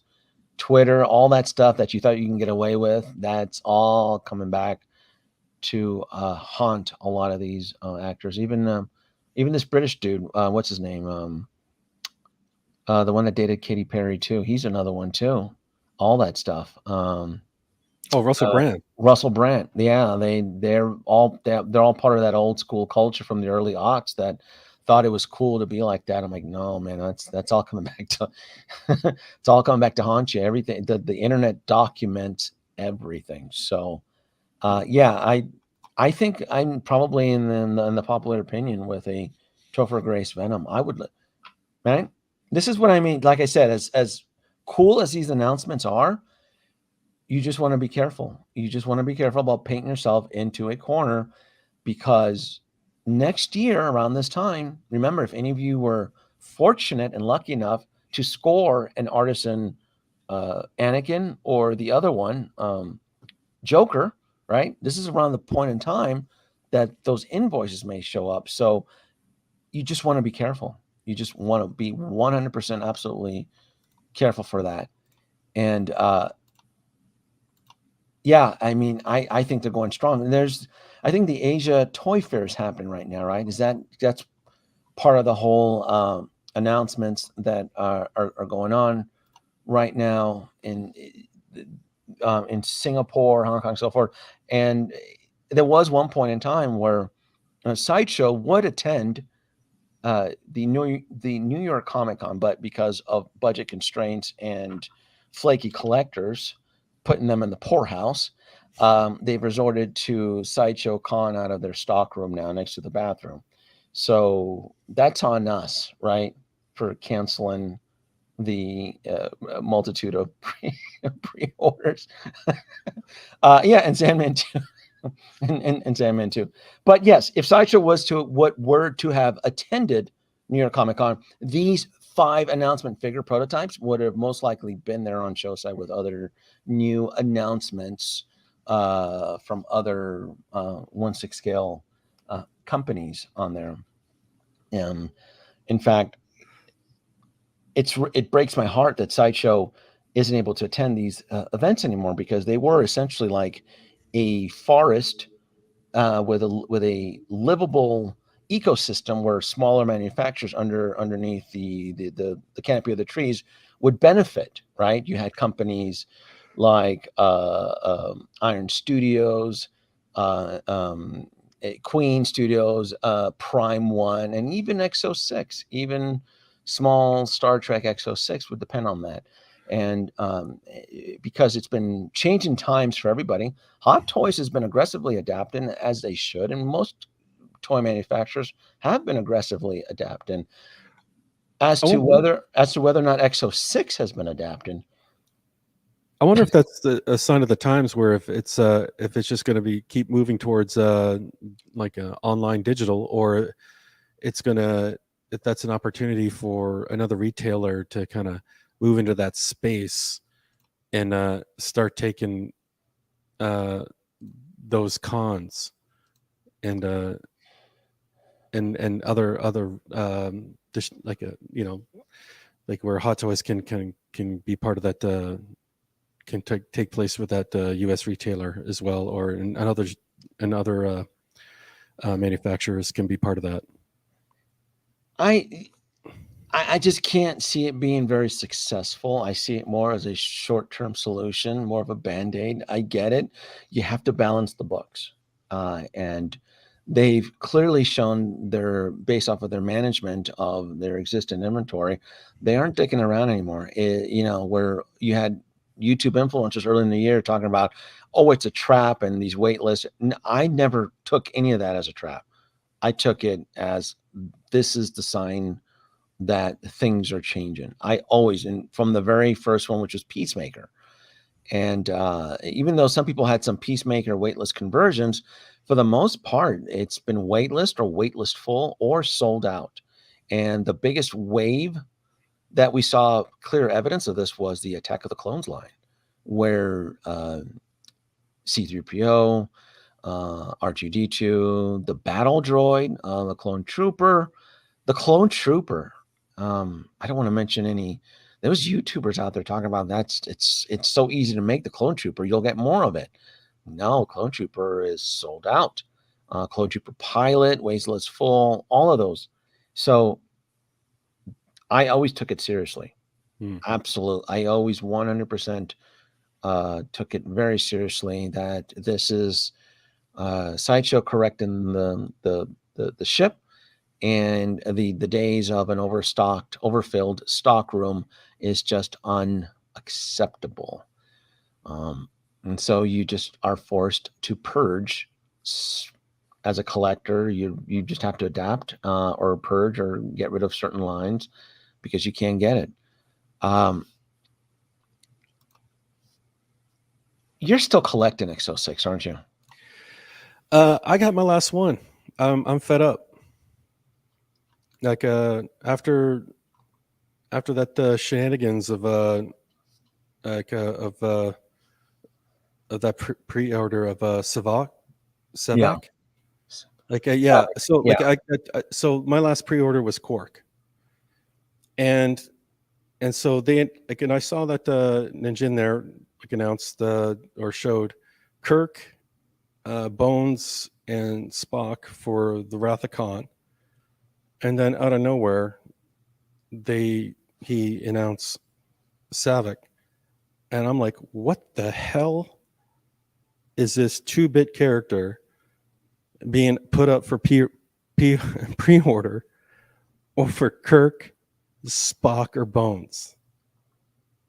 It's absolutely stupid. It's the dumbest of dumb. Like, why the hell would I have this character?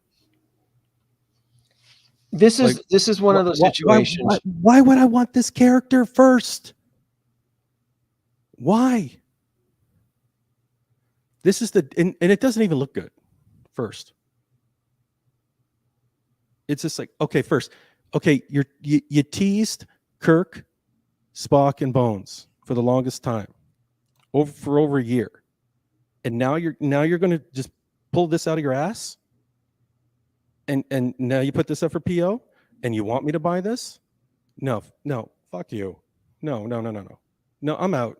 I'm tapped out. I just wish he would have just put this up for PO just a few days sooner before I paid off Cork, because I just would have dropped Cork. I wouldn't have paid it because he pissed me off that much. And this guy has a bug up his ass about Kirk because he refuses to make Kirk for some reason. Like, I think he'll Howard Chan will make Harrison Ford characters, more Harrison Ford characters than Ninjin will make Kirk's, than William Shatner characters. I'm convinced of it. There's something going on here with Ninjin and William Shatner characters, because like I'm telling you that, okay, he made the one motion picture version, but it was like the stupidest of the smallest batch Kirks. Like, and like I was there for the PO, and like I was like, and I couldn't get the order. You have to explain, so the audience may not understand your frustration, why you're angry with this character, for those who don't follow Star Trek. So you're going to have to rewind it, or I'm so frustrated. I'm all over the place. So folks, why is Sean upset with this specific character? You're like, who the hell is this Vulcan chick, right? You're asking yourself that. Well, the situation is that this particular character is associated with one specific Star Trek movie. There's been quite a bit of Star Trek movies, but she's associated with Star Trek II, The Wrath of Khan, the most popular film in the Star Trek library, right? So to inaugurate, in a sense, to launch the Wrath of Khan line, you come out with the dumbest character imaginable. Yeah. So as a metaphor, it's kind of like, hey, Hot Toys, we're going to do Spider-Man No Way Home, and the first character out of the line is going to be Ned. That's it, to kind of relate to what the frustration is, instead of coming out with the captains. This would be like Hot Toys. This would be like the Avengers. Hot Toys is coming out with the Avengers line. Yeah. Hey, and then and to celebrate the whole Avengers line, we're going to come out with Agent Coulson. Yeah, there you go. It's just, that's not what you would want to get everybody. Here's your Avengers lineup. Yeah. Agent Coulson. Boom. Yeah. Mic drop. Boom. Yeah. I purged the X06 line. I wasn't feeling very confident in their direction that they were going with, and their questionable sculpts, and then how they treated the cast of Voyager. I mean, they all look like they were infected with the phage. Everything about this was just, they couldn't get Robert. They couldn't get oh, Jesus Christ. this guy here. They just couldn't get any of this right, and it just kind of woke me up. Chakotay looks he could have seen better days. Maybe he just, man, he looks rough. Some of this, it's just a Voyager. Just the way that they handle a lot of these, and these are expensive too. These are anywhere between $200 and $300. They're asking a lot for this. Now stuff. I heard this argument where like, oh, we don't start the line with with the main character. Like, oh, really? Okay, so with what was it? The First Contact. Well, you started it with Picard. That's the captain. Okay, with the Picard series, you started that with Picard. First Contact was Picard. And then Deep Space Nine, you started that with Captain Sisko. Was it Discovery? Oh, you started that with Commander Berman. Okay. Voyager, you started that with Janeway. Okay. And then Enterprise, you started that with Captain Archer. Okay. So yeah, that doesn't hold up. Kira Nerys looks like she's suffering from like the Cardassian flu. Yeah. So but yeah, that's the frustration, folks. That's what we're in right now. It is a really aggressive. I mean, this is why my thumbnail I kind of put Exo-6 as part of the Legion of Doom, because there is just a bunch of distractions right now. There's just everybody vying for your dollar right now, and you have to make tough choices. I personally purged. I got rid of anything to do with Exo-6 because I just got tired of their empty promises. And the examples I see, with examples I've seen with Exo-6, I'm seeing it being mirrored through in art. So again, the one figure out of the 16 pre-orders that they have right now, the Joker looks fine. But again, it's distribution that'll be the death of them. Go ahead, Sean. Mm-hmm. Yeah, and it's just how, like, I mean, I'm a big Star Trek fan, huge. I love the IP, and it's just that, and even if like with the figures here and everything, it's just the point is like, what's this guy doing not making Kirk? And what how's he doing releasing like and just how it's like he's not treating the customer right. Now, okay, people can say that about Howard Chan and everything else, but like, look, and okay, he doesn't complete the lines all the time, but you know what? He gives you the main characters. That would be like him not giving you Iron Man and all the Avenger movies. That's like, or like, okay, Captain America, you're not, like, oh, the first Avenger movie, but I'm not going to give you Captain America. Really? Seriously? So it's just like this. He just purge it. Just be done with it. And I told you, and I told you, he's not like rid of them, because this is if you're not enjoying this is why I get frustrated for you, and I kind of get rid of the shit. Stop. Yeah, I'm done with Exo-6. Throw it out. He just pisses me off. He ruins the hobby for me. He just ruins the line. He has no. The way he's throwing out these figures, he just completely destroys the hobby. He just ruins it.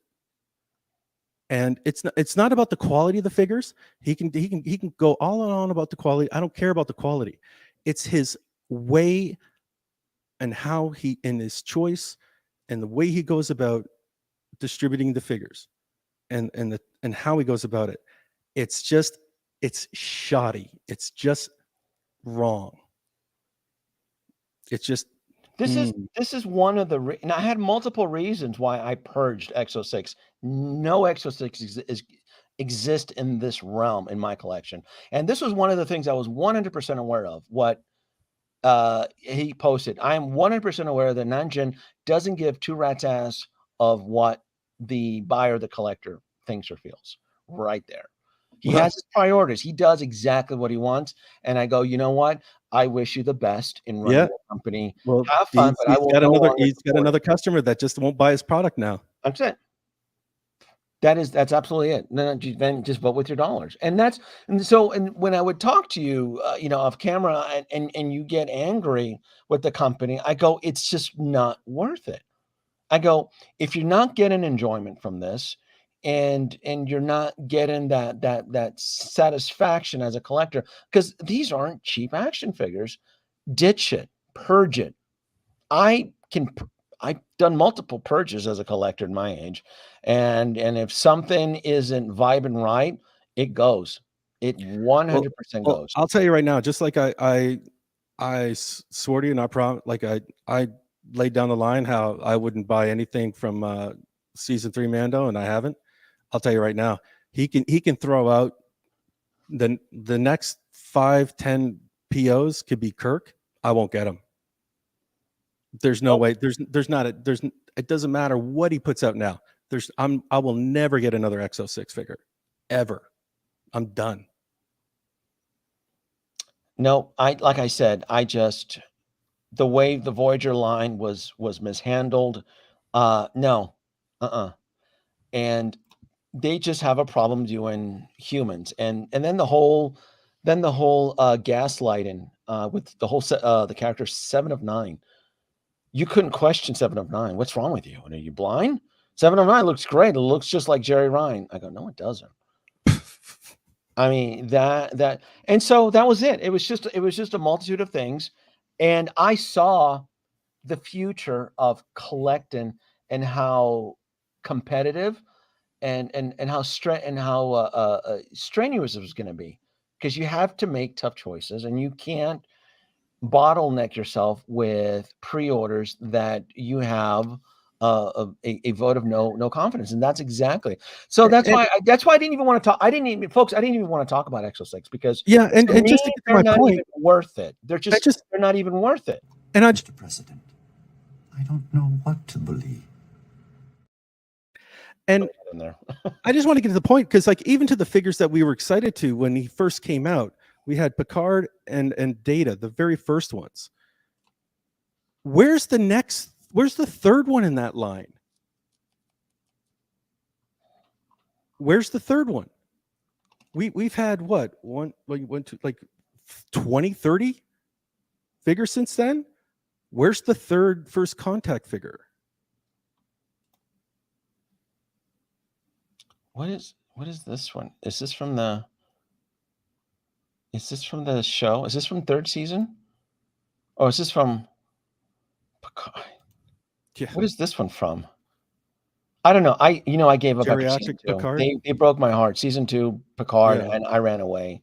I mean, I purged everything. I went to the upper pylon 3. I flushed it. I sold it all. I'm like, I'm done. I'm done. I just like, okay. I'm done. I mean, the one where we're all sold out. Like, I just we had Picard and Data. Where's that line? Where did that go? I'm done. To me, it's part of the Legion of Doom distractions right now, where like it was you, and then I joke, and I know you know me well enough now, but people were sending me. We decided. Oh, I know what happened. Oh, we decided we're gonna do the Voyager line. Oh, that nobody cares about. Who the fuck cares about Voyager? Oh, you like Voyager? I like Voyager. They just couldn't. They couldn't. They did the really sculpts on Voyager line was a huge botch job. That's exactly. Jesus. Fucking Voyager. They could not. They couldn't get Voyager to save their life. Jesus. They did. I just it was a botched job for Voyager. Why would you pick Voyager? Yeah. Why would you pick Voyager to be your first crew? The first bridge crew to finish? Why? What were you thinking? Well, I love because no. Voyager had a resurgence. Okay. If you're going to pick a Star Trek crew to be your first bridge crew to finish. Oh, you mean to finish? Yes. I thought you were questioning why they did Voyager. I'm like, Voyager's popular. So you're okay. The whole that they never completed the Next Generation. Gotcha. That's really what it. Okay, gotcha. Why they didn't, I don't know. Maybe folks didn't care for Beverly. I don't know. I can make an argument that Enterprise would probably be better than Voyager. Was Scott, I would have preferred it. Oh man, that's another botch job they did. Was Yeah. Scott Bakula's Enterprise? Oh Jesus. Yeah. He looks like he was dropped down the stairs a couple times. But yeah, I mean, I didn't really want to, folks. I didn't really want to bash. It's angered him. I And did. I've told him, get rid of it. I go, it is way too competitive right now. There's a ton of good stuff. This is, as a collector, in the years I've been collecting, I've never seen such a honeypot of such goodness. And that's just, it's not even through like the 1/6. It's also through like the Kickstarters that are happening out there, like the HasLabs. Like we're, as me, as like, I don't want to miss out. There's been these unique opportunities like the Tomy DeLorean diecast, a high-end vehicle, or the GI Joe Dragonfly. There's just been a lot of good stuff. And it's one of the reasons that, as much as I enjoy to pre-order, I'm like, I need to be careful because I like to be open to new opportunities. That's how I feel. And Exo 6, InArts, all of these poo-poo toys, and when people are sending me photos of like Mr. Freeze, to me it's just one distraction. I'm like, there's so much in my head. There's just so much better shit to collect, and it's to help end the stream. Let me bring in Optical. Let's bring in a veteran. Optical, thank you so much for joining me, dude. I made it. You made it. I know you were sleeping or something. You were was like probably fourth stuck up for quarter. like a log or something. No, we're the last topic of the night is, to me, it's I call it the whole Legion of Doom, and it's just a collection of companies, really, honestly, outside of Hot Toys, that are, to me, it's just a distraction. Third-party companies, So Toys, Mars Toys, and then you have InArts that has just been collecting a ton of money, and they just recently had their successful last batch of the Joker, as far as I can verify. But regardless of what paid influencers are toting that Gandalf has been released, and Pennywise, only official out of the 16 pre-orders is the Joker. So this is what I mean by I don't trust InArts. I don't, for what they're asking for what they're asking the collector to commit. It's just dangerous waters for me out there. And the Joker looks great. People have sent me photos. I go, product looks fine. Is it worth $1,000? Well, that's a debate for another. And then how everybody felt afterwards when the Artisan Joker was released, because that absolutely rocked the boat. And then everybody who bitched that fair competition now didn't like so much the fair competition. Optical. Now it was all about, well, InArts can do it better. Wait a minute. And community was bitching for competition. Now that Hot Toys has essentially created a new line to compete, right? Would you agree? I mean, the Artisan line is essentially direct competition to InArts, isn't it? Yeah, this is what I said before, where InArt kind of set the tone and wasn't really that good. Because if they came out of the gate, where no doubt about the quality, right? But the price is high. It reflects that. It's kind of like when people compare the Pennywise from Hot Toys to InArt. It was like, yeah, InArt's supposed to be really good. It's twice the price. You don't compare your Honda to a Mercedes because the price reflects what you're getting. So if InArt came in and let's say they're $350, then it would have been good, right? Like that would push Hot Toys to have their Artisan lower. But now with J&D and them, this is where kind of like an arms race now, where who's going to spend more, who's going to charge more. Like maybe J&D would charge more now, but I mean, it set the tone. InArt set the tone.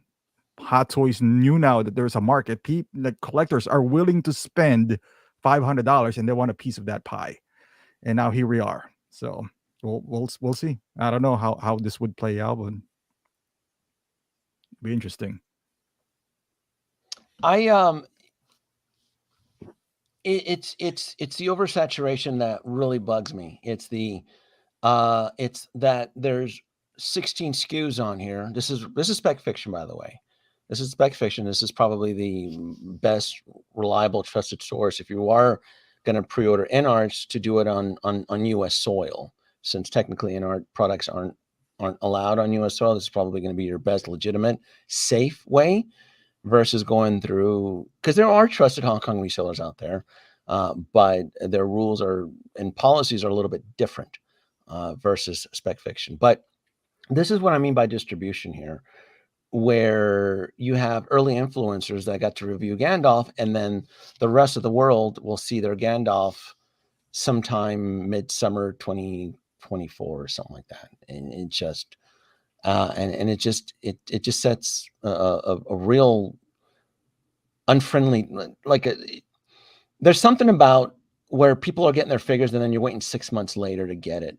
And it's part of it's not even like a back end, like a second batch. It's still part of the original first batch. And assuming that it does happen, assuming that batch does get delivered. Because again, this is my concern, is that they've been collecting a lot of money on expensive high-end premium figures, and they are struggling with distribution. And I know people like to resort to, well, it's Queen Studios, but my impression is that InArts is a separate entity. It's a separate company, separate division from its parent company, that if something was to happen, Queen Studios will be fine. I don't question Queen Studios distribution or product or anything. In fact, I didn't no issues with InArts quality. It's when you're going to get the figures, what the standard price is. This is something that I had mentioned before, that InArts doesn't have a universal price point. Everybody seems to set their own fucking price when it comes to InArt.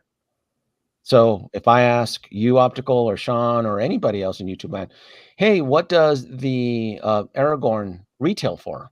Well, it depends on where you go. What?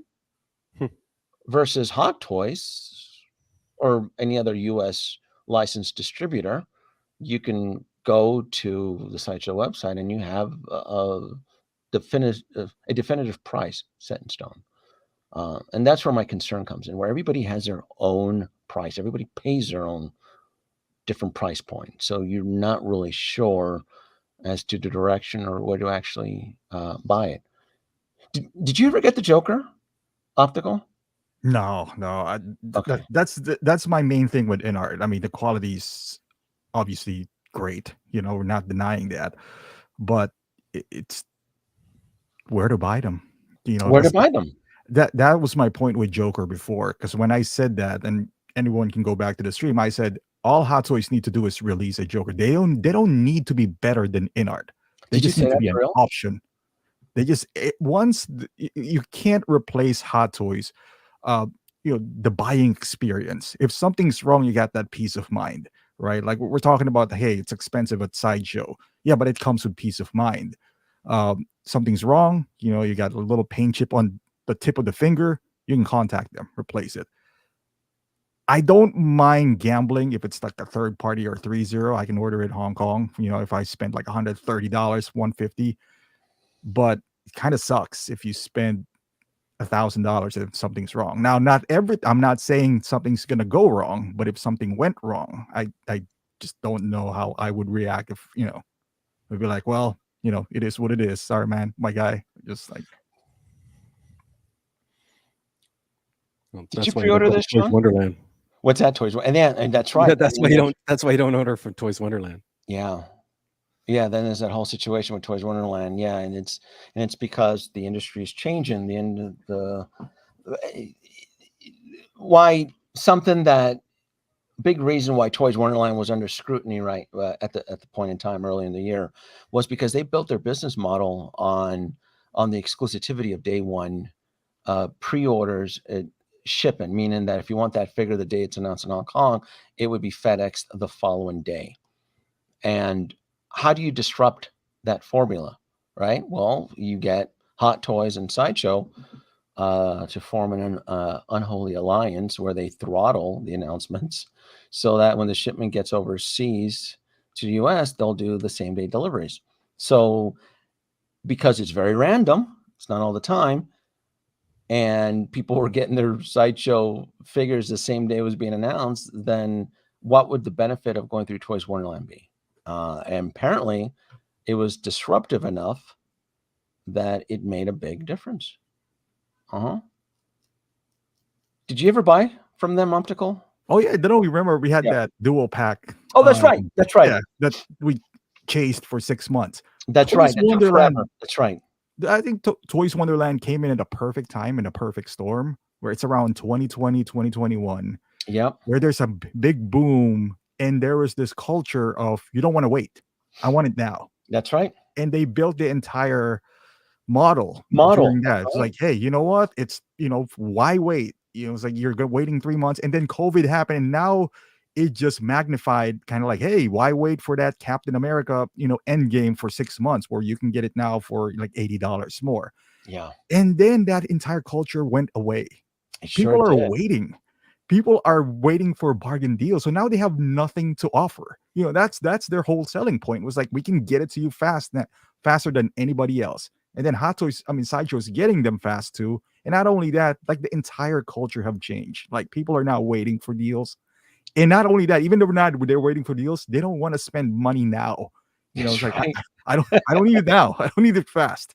So that's where I think everything went down for them. That's what I've been preaching probably this year. It's like, be the turtle in the hare and the tortoise race. You have to patience yourself, because if you don't, you go too fast, you'll end up hitting that brick wall, and you'll eventually tap out. And the easiest way to tap out is if you, as a collector, you didn't coordinate your pre-orders. I use a spreadsheet, folks. I've been using a spreadsheet since 2020, and every time it puts me in check. It keeps me in check when you see the things on a spreadsheet. I've been using it for 3 years now, and it works. And so it's so easy. It's easy on the eye when all you have to do is drop 30 or 40 bucks. But the problem is that when those invoices start showing up within the same time period, say a week, and then you run the risk of tapping out. Essentially, you start canceling your invoices. You can either fulfill them or you can cancel them per Sideshow. I'm going to get dinged 3 invoices in a 7-day period. I can't afford it. So then you hit cancel, and Sideshow isn't generous anymore. They're keeping those non-refundable deposits. And then you realize that you've canceled 3 pre-orders that were all within expected time, and you've essentially thrown away 150 bucks. You just chucked it. And then you get frustrated, bent out of shape, and then you're done. And then you go back to Legos or Marvel Legends or something. I don't know. That, I know the way it's been described to me, folks who've tapped out, that's usually the trigger. That is the biggest trigger. It's either you swallow it and you try to keep it, or if you're put in a situation where you're forced to cancel, and you've canceled 3 pre-orders in a 1 or 2 week period, it's angersome, it's frustrating, and you usually force yourself into a break, hence tap out. And right now, there's been a lot of announcements in Hong Kong. I haven't gotten my invoices yet, so I'm very dubiously cautious right now about buying anything. I haven't gotten a day 1 pre-order Doc Ock Optical. I haven't gotten my invoice yet. Is that a good thing, or? I'm excited. So Okay. Doc Ock and Attack of the Clones C-3PO, I'm absolutely excited to get. But those, to me, are high-end figures, and I haven't gotten my invoice yet. So Doc Ock, Attack of the Clones, these were day 1 pre-orders. I was excited for these guys. I haven't gotten my invoice actually, I just paid off. I got my invoice for Peacemaker. Did you get yours, Sean, for Peacemaker? No, I think Sideshow's but they better take me out to dinner first. You didn't get Peacemaker, or you're not getting Peacemaker? No, they're gonna have to take me out to dinner, because the amount of POs or the amount of invoices I'm gonna get here in the next couple of days. They're gonna have to. They need to woo me. Yeah, I got my invoice 2 days ago. So my Peacemaker is shipped. Huh? Oh no, I didn't get that one yet. Yeah, Peacemaker. Yes, Oh, Peacemaker. I get mine's on Monday. Yes, Peacemaker. Oh, wow. Yeah, I got Peacemaker through Sideshow, but I haven't gotten my R5 invoice. with the droids. Oh, I got that a while ago. I did not. And something else that dropped. Oh, Green Goblin. So Electro. Okay. in the shadows, I have 4 invoices in the shadows. So I can handle it. I don't enjoy it though. I find it very stressful. I don't like that. I don't like 4 invoices lingering in the shadows. Do you like that obstacle? Because I hate that shit. Because I use Big Bad, and I can kind of gauge when it's coming out because Sideshow gets in first, and then Big Bad follows around a month or 2 later. But lately they've been fast too, which I kind of don't like. Yeah. And then I put them on Pile of Loot so they can ship it all at once. But one time, my Pile of Loot just had 4. I just gotta ship it, and I was just, God damn it! It's I hate awful. the Pile of Loot because it's just one big giant ass invoice. Yeah, So, it's awful. I hate You it. I hate get it. the box, they sit there. Well, I was just like, oh my God. But yeah, you have to be careful because once they all hit at once, even though you could afford it, dropping $2,000. I don't 1,500. enjoy it. I don't Right. care if I can. I just Not- don't enjoy it. I Right. don't because and then I throw it in the corner of the room, and I don't like having 3 or 4 figures arrive. Where especially if it's a figure that I want to work on, Mhm. right? Where I may want to modify a display or something. I think Sean's in the same boat as I am, right? Where you have figures that you haven't even opened them up yet, right? Yeah, I got like 3 I haven't opened up yet. I have 5 right now, dude. I got the Bark Speeders. I'm terrified to open them up. Oh, I don't have actually, anywhere to put sorry, 5. Okay, I so have- you're like me. I have, Okay. I have the 2 Bark Speeders I haven't opened up yet. Yeah, I haven't opened. I'm waiting for the new Matcha cases. Yeah, here we go. We should take a shot every time Maja Case gets every time Maja Case gets brought up, bastard. Yeah, I it's just for what I do for a living optical.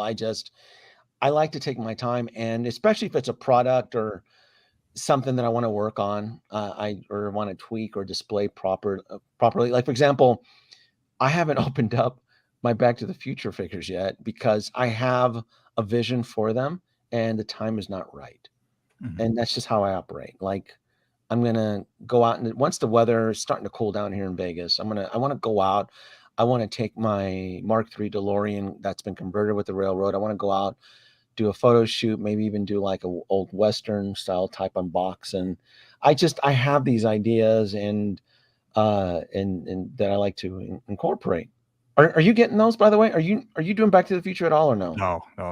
No, you're not touching it.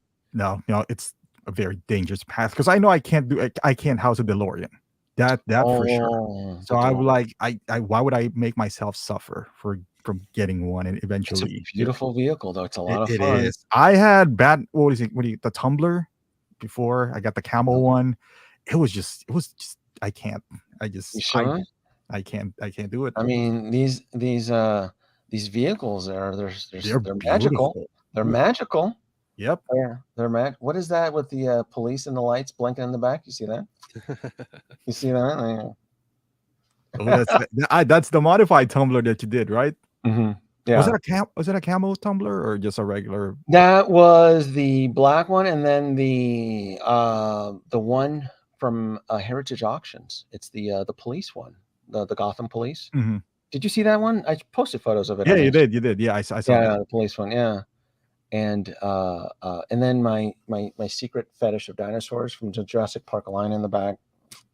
I love their Amber collection, their Hammond collection. So that's my little dinosaur. But there's just a lot, man. There's just so much stuff to cut. But the vehicles, I love the 1/6 scale vehicles. I'm a sucker for them, 100%. What do we got here? I opened up the Bark Speeder with Apple a while ago. It is awesome. I know it is. I've seen the reviews. What's crazy is I've seen people unboxing them, and I have these ideas of what I want to do with them. So yeah, and like Sean here, we're kind of waiting for a corner Macho Case unit because they're real estate hogs, man. Some of this stuff, it takes up space.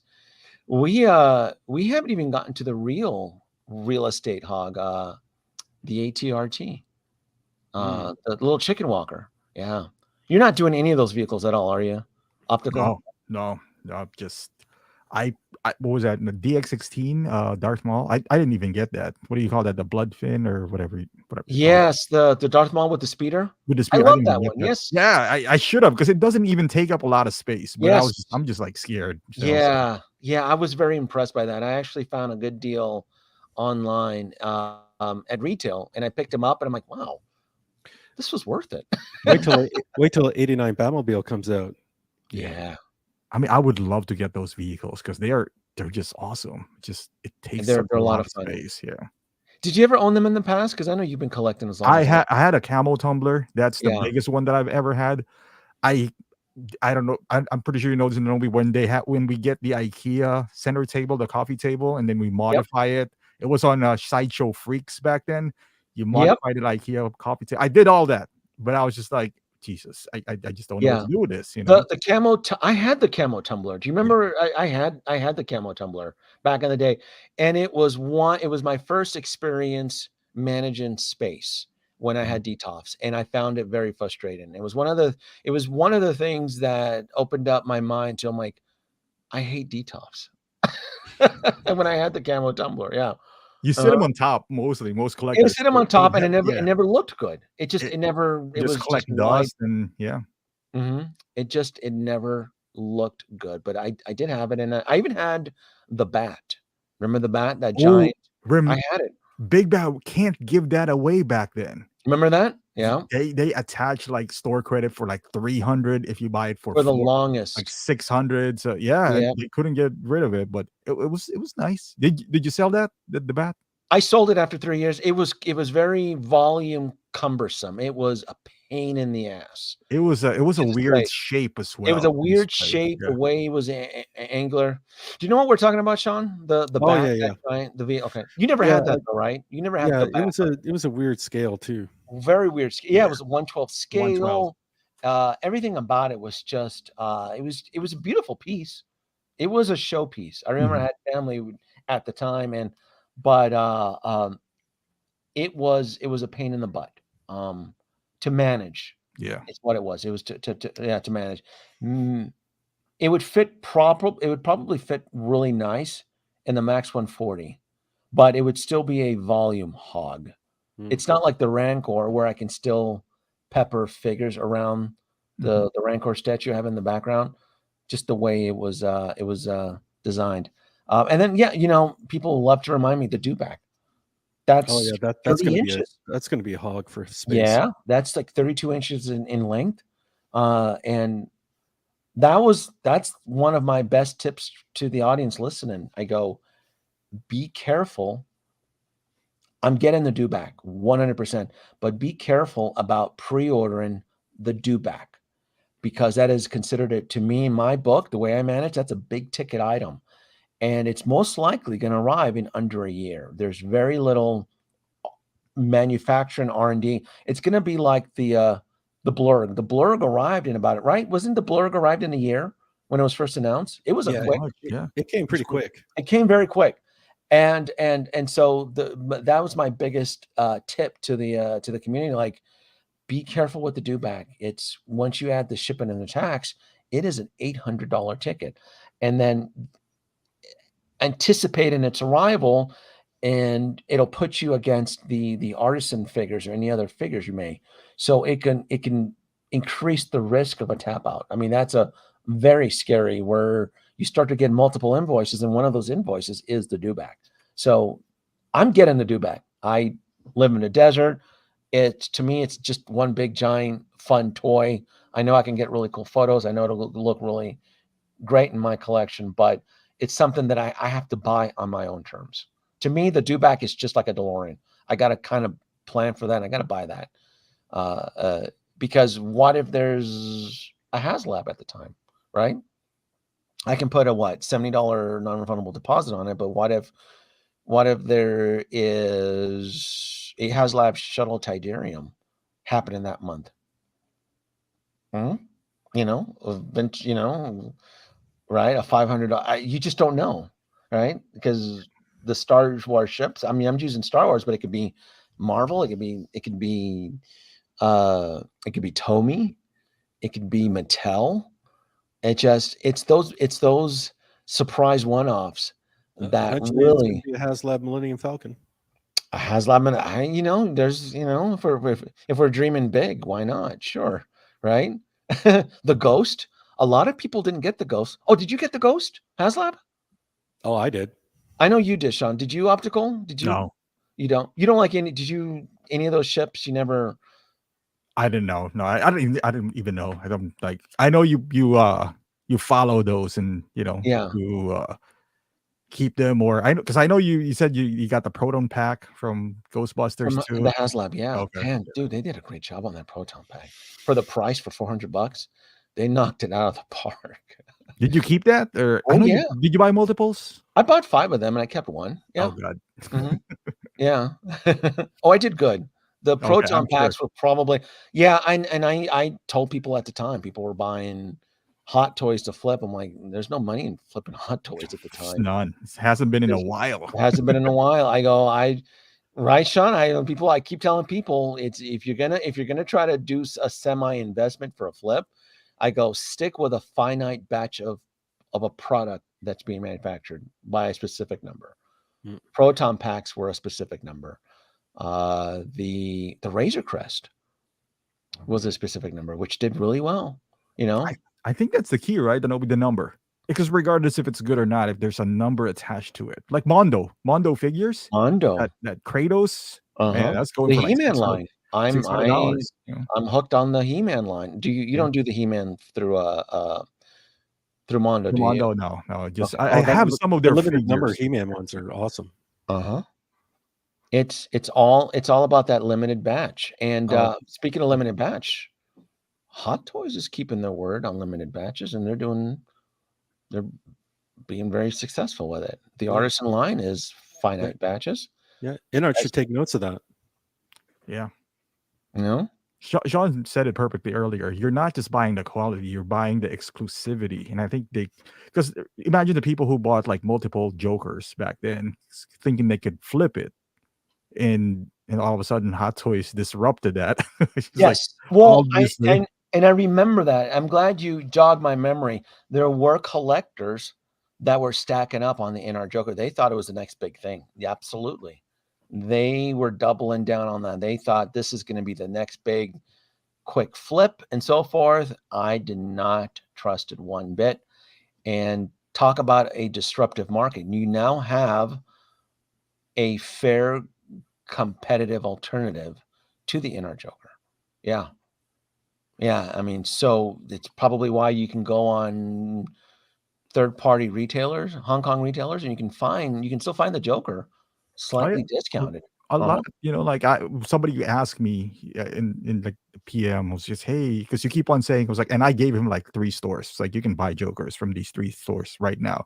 You go to BSTs. I know you don't have Facebook, but you see them all the time. Oh yeah, Like people Jokers in there. absolutely they absolutely do. But again, it's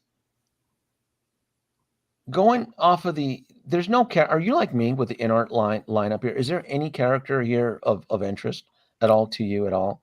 I love Lord of the Rings, so I should be going crazy about that in Aragorn. I didn't pre-order it. I don't think I need to. How much is he? I don't even know what he's going for. What is he? I guess the consensus is 500. Let's just put it that way, because like you said, it's different prices for everyone. For everybody, yeah. Yeah, so let's put him at 500. And I mean, it looks good. It's one of the best figures that I've ever seen. But nah. Did you pre-order him, Sean? Yeah. Apologies. Yeah, I did. How many of the NR figures were you actually cucked into pre-ordering? Confess. I didn't order Gandalf, but I ordered Aragon. Okay. And more? Yeah, I got cucked into Harry Potter. Oh. I just had to, because it's just. That's right. You did tell me about Harry Potter. Yeah. Yeah, I don't know. I don't want to go to Hogwarts that bad. Not for how much is Harry? $600 or some ridiculous. I mean, talk about casting a spell, huh? Jesus Christ. I'd have to look at it. I can't. Yeah. I think I know the sculpted is like 380 right off the bat. that's the sculpted, not the rooted. So the rooted might be like 500 something. Jesus. Yeah, it's different everywhere. I have to see where I got it from. Let me see. Jesus. Dewback is it's only 3 inches shorter than the Jedi Starfighter will be, but Jazz Inc. is going to do. Did Jazz Inc. Did he start the pre-orders for the Jedi Starfighter? Don't think so. Okay, I didn't know if he had started that or not. I was just curious. Any Haslam production dropped in sale? God, no. Fuck. If anything, they've tripled in price. Go look for the barge on eBay. You'll find it for $2K. for what at the time only required a $500 back-in with free shipping and no sales tax at the time. This is before the mandate, because the sales tax became law across the nation after 2020. Yeah, it was $500 flat. It was free shipping, no tax. Harry Potter 560. Ew. 560. Ooh, no. No. Expeliosa. Where's my wand? Let me, I mean, no, God, no. Oh, Harry. No. I don't want to go to Hogwarts. No. I think it'd be cheaper to go to Universal Studios. And let's see. Look at Aragorn. No. Aragorn 480. 480. Okay, it's 480. actually not terrible. But Jesus. Maybe cheaper to travel to Mordor and drop the ring in the volcano for some.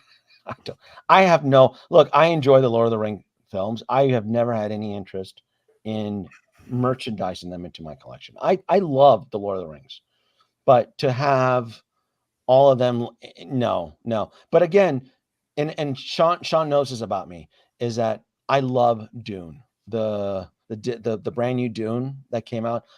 Freaking love it. I've seen this film like 7 times. Like when I'm working on a project, I just have the film in the background playing, and then when I'm hiking, the soundtrack is just, I love it, because when I'm out in the desert, I feel like I'm on Arrakis high.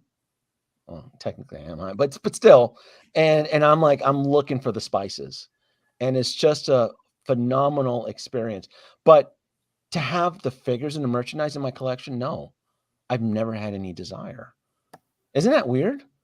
As much as I love the Denis Villeneuve movie, I don't want any of those characters. I don't want Timothée Chalamet's Willy Wonka in my fucking collection. I don't know. But I love the film. Is it because they're not like action figure looking enough? Maybe is that perhaps, or they're not. It's what I love about the world is that it is so Dune. Because I went down this rabbit hole once I fell in love with the film.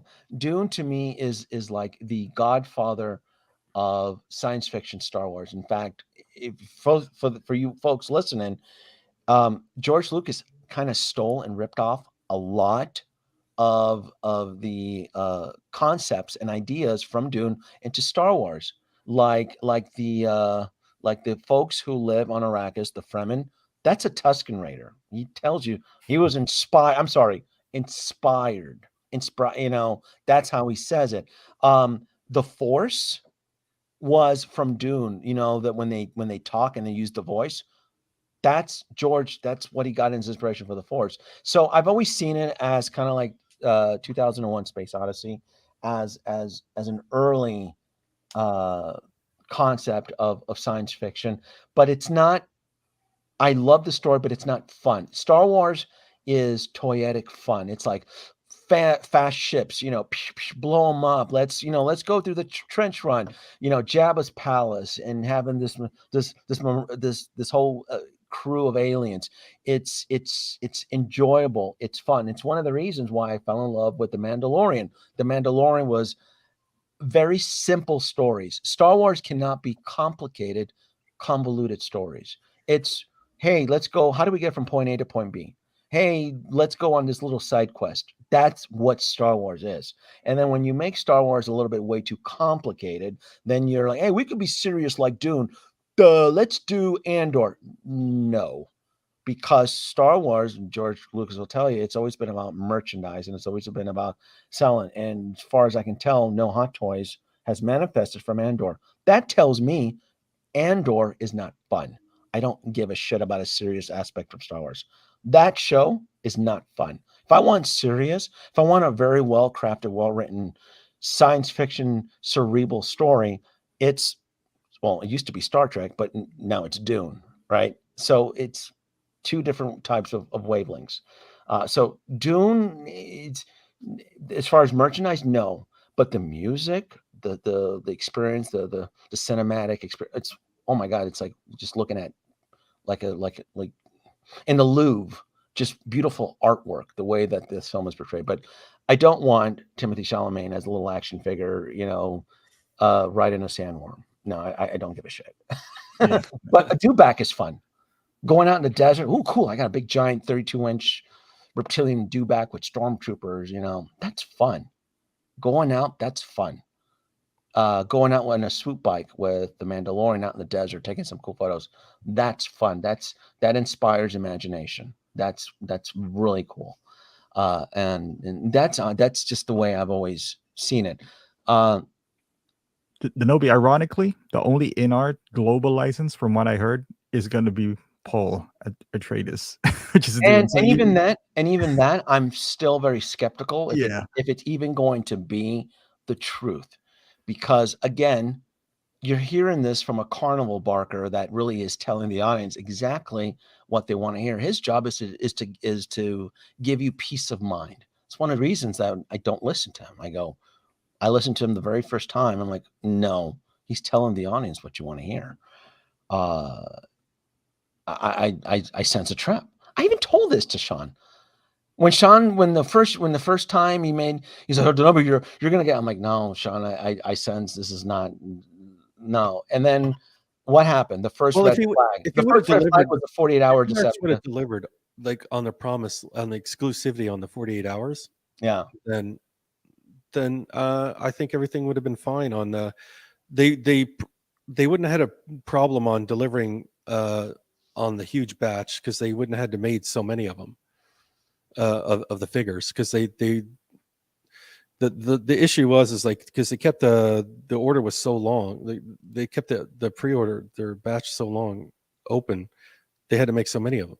And then when now the cost of the figure was so much, and they had to make so many of them, and it just made it diluted it, didn't it? Because now you can find them discounted anywhere. Yeah. Yeah. And discounted like hell.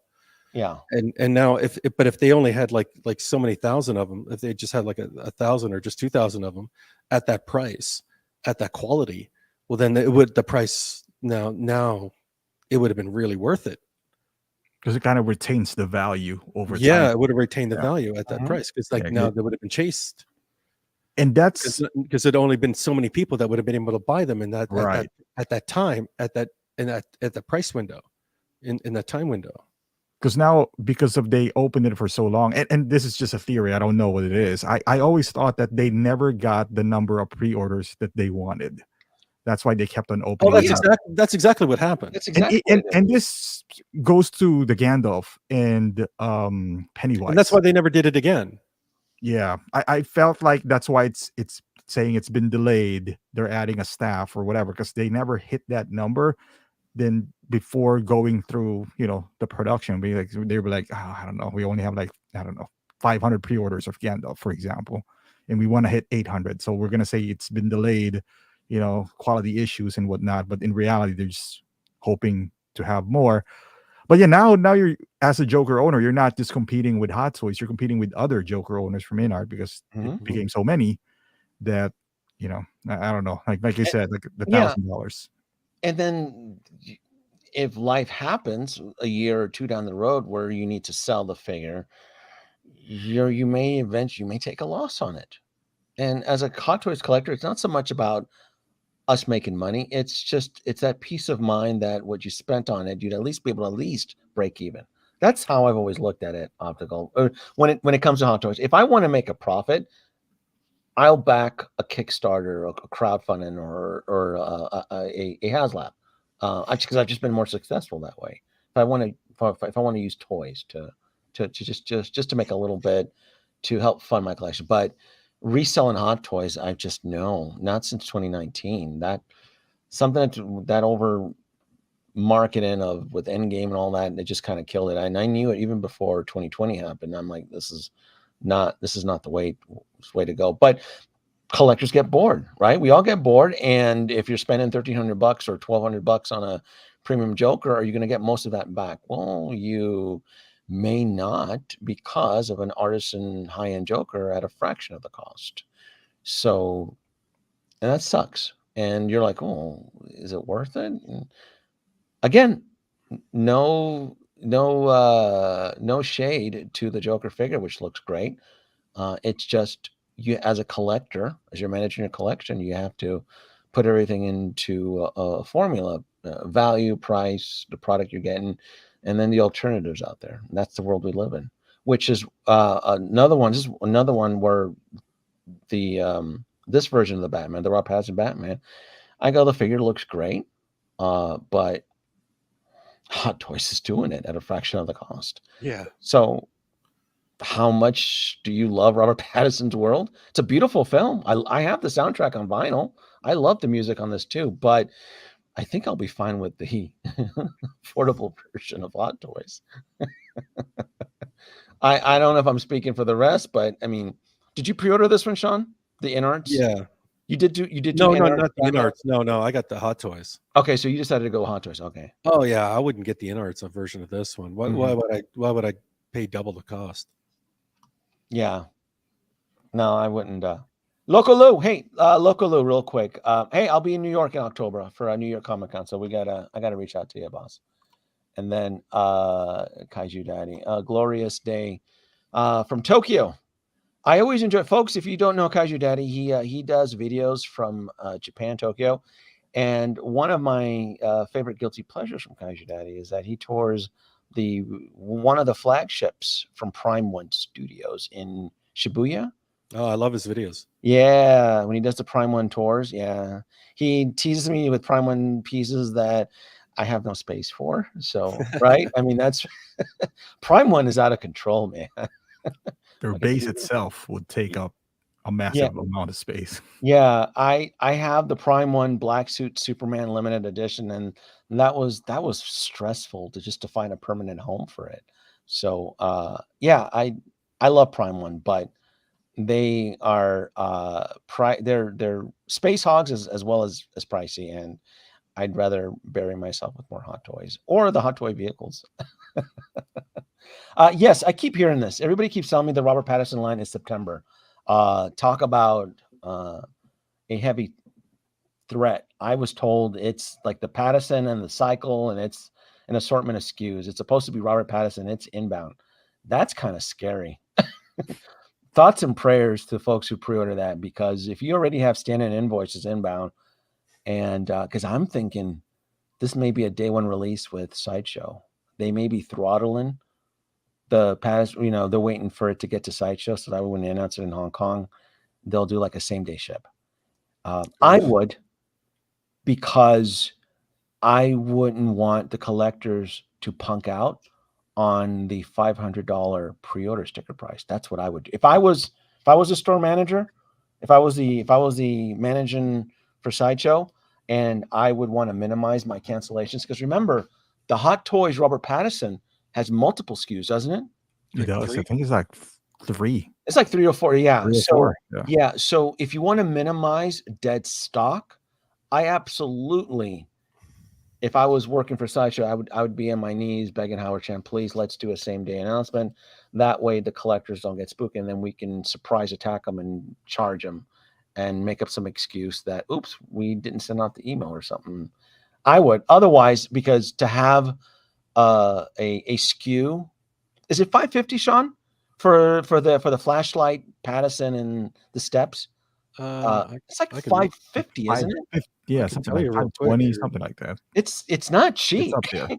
Yeah. It's like, and then you had to, it's almost like $575 with tax and ship. And I wouldn't. So you figure it's going to be a big box with the lamp, with the spotlight and the stairs, and I go, I wouldn't want that to become dead stock. I'm like, I absolutely would want that to be a same day release. That way, $515 retail. How much? 515. 515 515. So then before shipping. So before shipping and tax. So Yeah. the average it's going to be around. So yeah, it's a mid-level ticket 550 item. Yeah. And then you got the bike, which is 315. Yes, and then people are telling me the bike is inbound the same day. It maybe even be the same day. So yes. And the bike doesn't look that complicated, does it? It looks like it's just a regular. It's like a regular bike, and like yeah. That was gonna say that was the whole idea, right? It was all Yeah. off the shelf parts that he was using to build his year one Batman. So I can't imagine that bike being that complicated. It looks cool, like I said. And I'm gonna play the wait game for fingers crossed daily deal, right, Optical? Because I Yeah. want it. So but many SKUs. I want one. I'm gonna get one. It's just a matter of which one is gonna be cheaper the most. Yes, Yeah. I'm with Optical. I do want a Robert Pattinson Batman, but which is the first one that's gonna end up on the daily deal? I'm not in a hurry.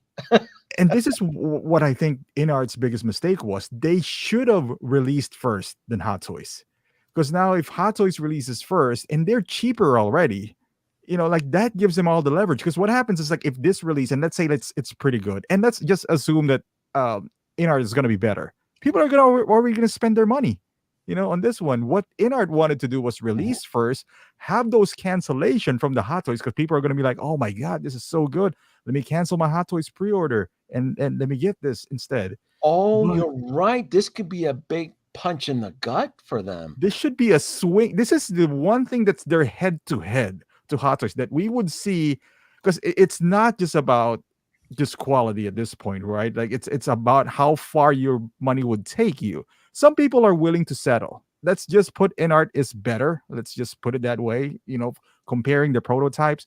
But a lot of people are telling me, like, hey, you don't know how many people wanted quality. But I was just like, you also don't know how many people wanted to settle. Because if that's the case, have you seen that Joker sold out in, like, I don't know, 30 minutes or something? And by all accounts, it looks like the InArt version is better than the Hot Toys Joker. I'm just saying, like, the I've rooted said that version. too. Yeah. It looks better. Yet they still sold out. So yes, people wanted quality, but also people wanted to save money. That's also a fact. Two things can be true at once. They also wanted that limited number. They also wanted that limited number. So I think this is a perfect opportunity for InArt to put a dent on Hot Toys. Like, release first, show us that, hey man, I should have just let me cancel my Hot Toys pre-order, but I don't know. Maybe they still could, but yeah, I didn't even think about that if Hot Toys comes out to the gate first, yeah, it's gonna really question, because collectors may be tempted to settle. What if the Hot Toys one is pretty decent for a fraction of the cost, and you're sitting on a pre-order, you're like, you know what, you can go ahead and keep my non-refundable deposit. I'm gonna go with Hot Toys just to save, because it's a big, especially in a really crowded market. Yeah, I just think it'd be nice for InArts to do something on it that's different instead of just being a Me Too. Well, that was from the very beginning. That was one of my early arguments. I go, they're not bringing anything new to the table. If anything, they're doing several revisits on stuff that Hot Toys did already. For me, my opinion, that I felt Hot Toys did a decent job. So it didn't justify a 2.0 revisit through another company. And I still don't think they have anything. Except maybe the closest thing that I'm very interested in is there's the Henry Cavill Superman, but it's not enough to force me to pre-order or even wait for it or anticipate it. I'm like, when it shows up in 2 years, I'll be interested to see what the reviews are. Doing a Henry Cavill is just the dumbest thing ever. I don't understand. I think they don't have a choice. I think that because they're painting themselves into a corner with the Warner Brothers license, they don't have a choice. It would have been better going more leaning in on Lord of the Rings than doing anything DC. Or you're saying avoid the standard pop cultural strong IPs and go with they well, I mean, considering how well that Gandalf looked and Aragorn, they would have been better off doing they would have been better off doing like doing some hobbits like Frodo and Sam, and then also doing like a Legolas or doing like focusing more on the whole like line of Lord of the Rings than doing like a Batman or Henry Cavill. Yeah, something that's not well, kind of in the same aspect like what Expo 6 was doing, where when they decided to come out of the gates, nobody gave rat's ass of Star Trek, right? And so Yeah, that's what you're suggesting, which I would agree with you on that. yeah. Like I mean, in arts, I mean, if they want to do something really cool, I mean, like do a kick-ass Conan, Yeah, like Arnold or something, you know, like I mean, because he had long rooted hair. Like, yeah, I mean, that'd be badass. yeah. I am going to end the stream, but I'm gonna put it to you, Optical. I'm gonna just really quick. I'm gonna have you run through the Hot Toys. Here we go. Let me see if I can pull this up here, just to kind of show you. There you go. So I'm gonna simplify this here. I know it looks a little bit crowded, but all right. Yay or nay? Let's do with Bully Maguire here. Oh, that's a yay. Yeah. Absolutely. Easy. I knew you were gonna. Easy. You're like, this is part of your. Did you get the original one? You probably had the original back from 2010. Back in 2010, I have every opportunity to get it. But back in 2010, I was thinking differently. I was just like, Okay. I'm all about Avengers. Okay. So, but I Yeah. didn't get it. I wish I would have gotten, because that Sandman base is still pretty good up to this day. Yes. You know, so That I whole wish I would have. now, it for over a decade, it was fetching Grail money. I didn't even check it recently. Now that you have a 2.0, I wonder if that whole Sandman whole scenario is still even worth Grail money. I'm assuming it dropped. Probably Or people dropped, are because trying you to- can get Sandman from Tobey Maguire from No Way Home as well. That's right. So whenever That's you right. have like we said earlier, whenever you have an option, it doesn't need to be exact Yeah. the same one. It Yeah. just tanks Yeah, it. folks, the original one from like 2010, man, that for the longest was, I mean, we're talking double, triple. It was one of the highly sought out from that era. So we have sculpted Scarlet, and then I'm gonna pop it in on this one here. Any quick thoughts on this? I'm pretty realistic. I want one because this is my Wanda. I feel like my end game just stopped. My Marvel stopped at end game / No Way Home. No Way Home, I'm going all out. But as far as Marvel, stopped at end game, and she just happens to be an end game line, so I'm all for it. But I'm being realistic here. I'm We just may gonna not get the get picked. rooted hair. Yeah. I'm gonna try, Me too. but like Anakin, I'm setting my expectations low. Isn't that terrible? You're like me. I'm like, I wish I can get her, and if I don't, Yeah, just like, but I mean, but this is I don't currently have any Scarlet Witch, so this is the one. she's gonna pop. I mean, anybody that is fortunate enough to get her during pre-order, I don't know when that's gonna happen, but this is gonna be a figure that's gonna pop, especially with the USB light up base. Yeah, and Yeah. regardless, I'm a sucker for diorama pieces anyway. That base, Yeah. you could use it for anything, for a lot of things. You know. Oh, you that's can- right, because it's a destructive base. Just Yeah, it's like Thanos, Endgame Thanos, but it has some fire on it, so you can even put Iron Man battle damage on. Iron You're Man right. in there. Yeah.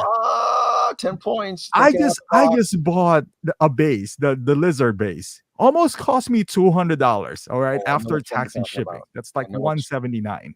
So that base itself, if this figure is like 350, that base itself, it has a light up function. So that should fetch you around 150. So you got to factor that in. Those bases are not cheap. Yeah. So if you don't get her, then you're gonna set up for the sculpted DX. I'm ready to settle because this sculpted is not bad, So Yeah. Yeah, no, I 100%. Yeah. And then do you care about this guy at all? Is it even worth even talking? absolutely not. Yeah, this could be 220 tomorrow. I still wouldn't get this.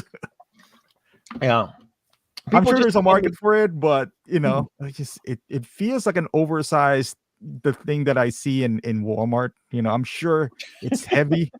I'm sure it's die cast. Yeah, but it's like 80-something%. It's because I have the realistic version. It's really solid die cast, even like the gauntlets, everything. But yeah, it's this animated paint that really turns you off, right? yeah, it's like the reverse RoboCop. You know when RoboCop is like 10% die cast and this is like 80% die cast. Yeah, I didn't think you you cared for this one. And then this guy here, this one right here. Ooh, Oh, I'm more inclined to get this. He's just so He's unique. cool. It's just so cool. I have the both from old Into the Spider-Verse, and I love them.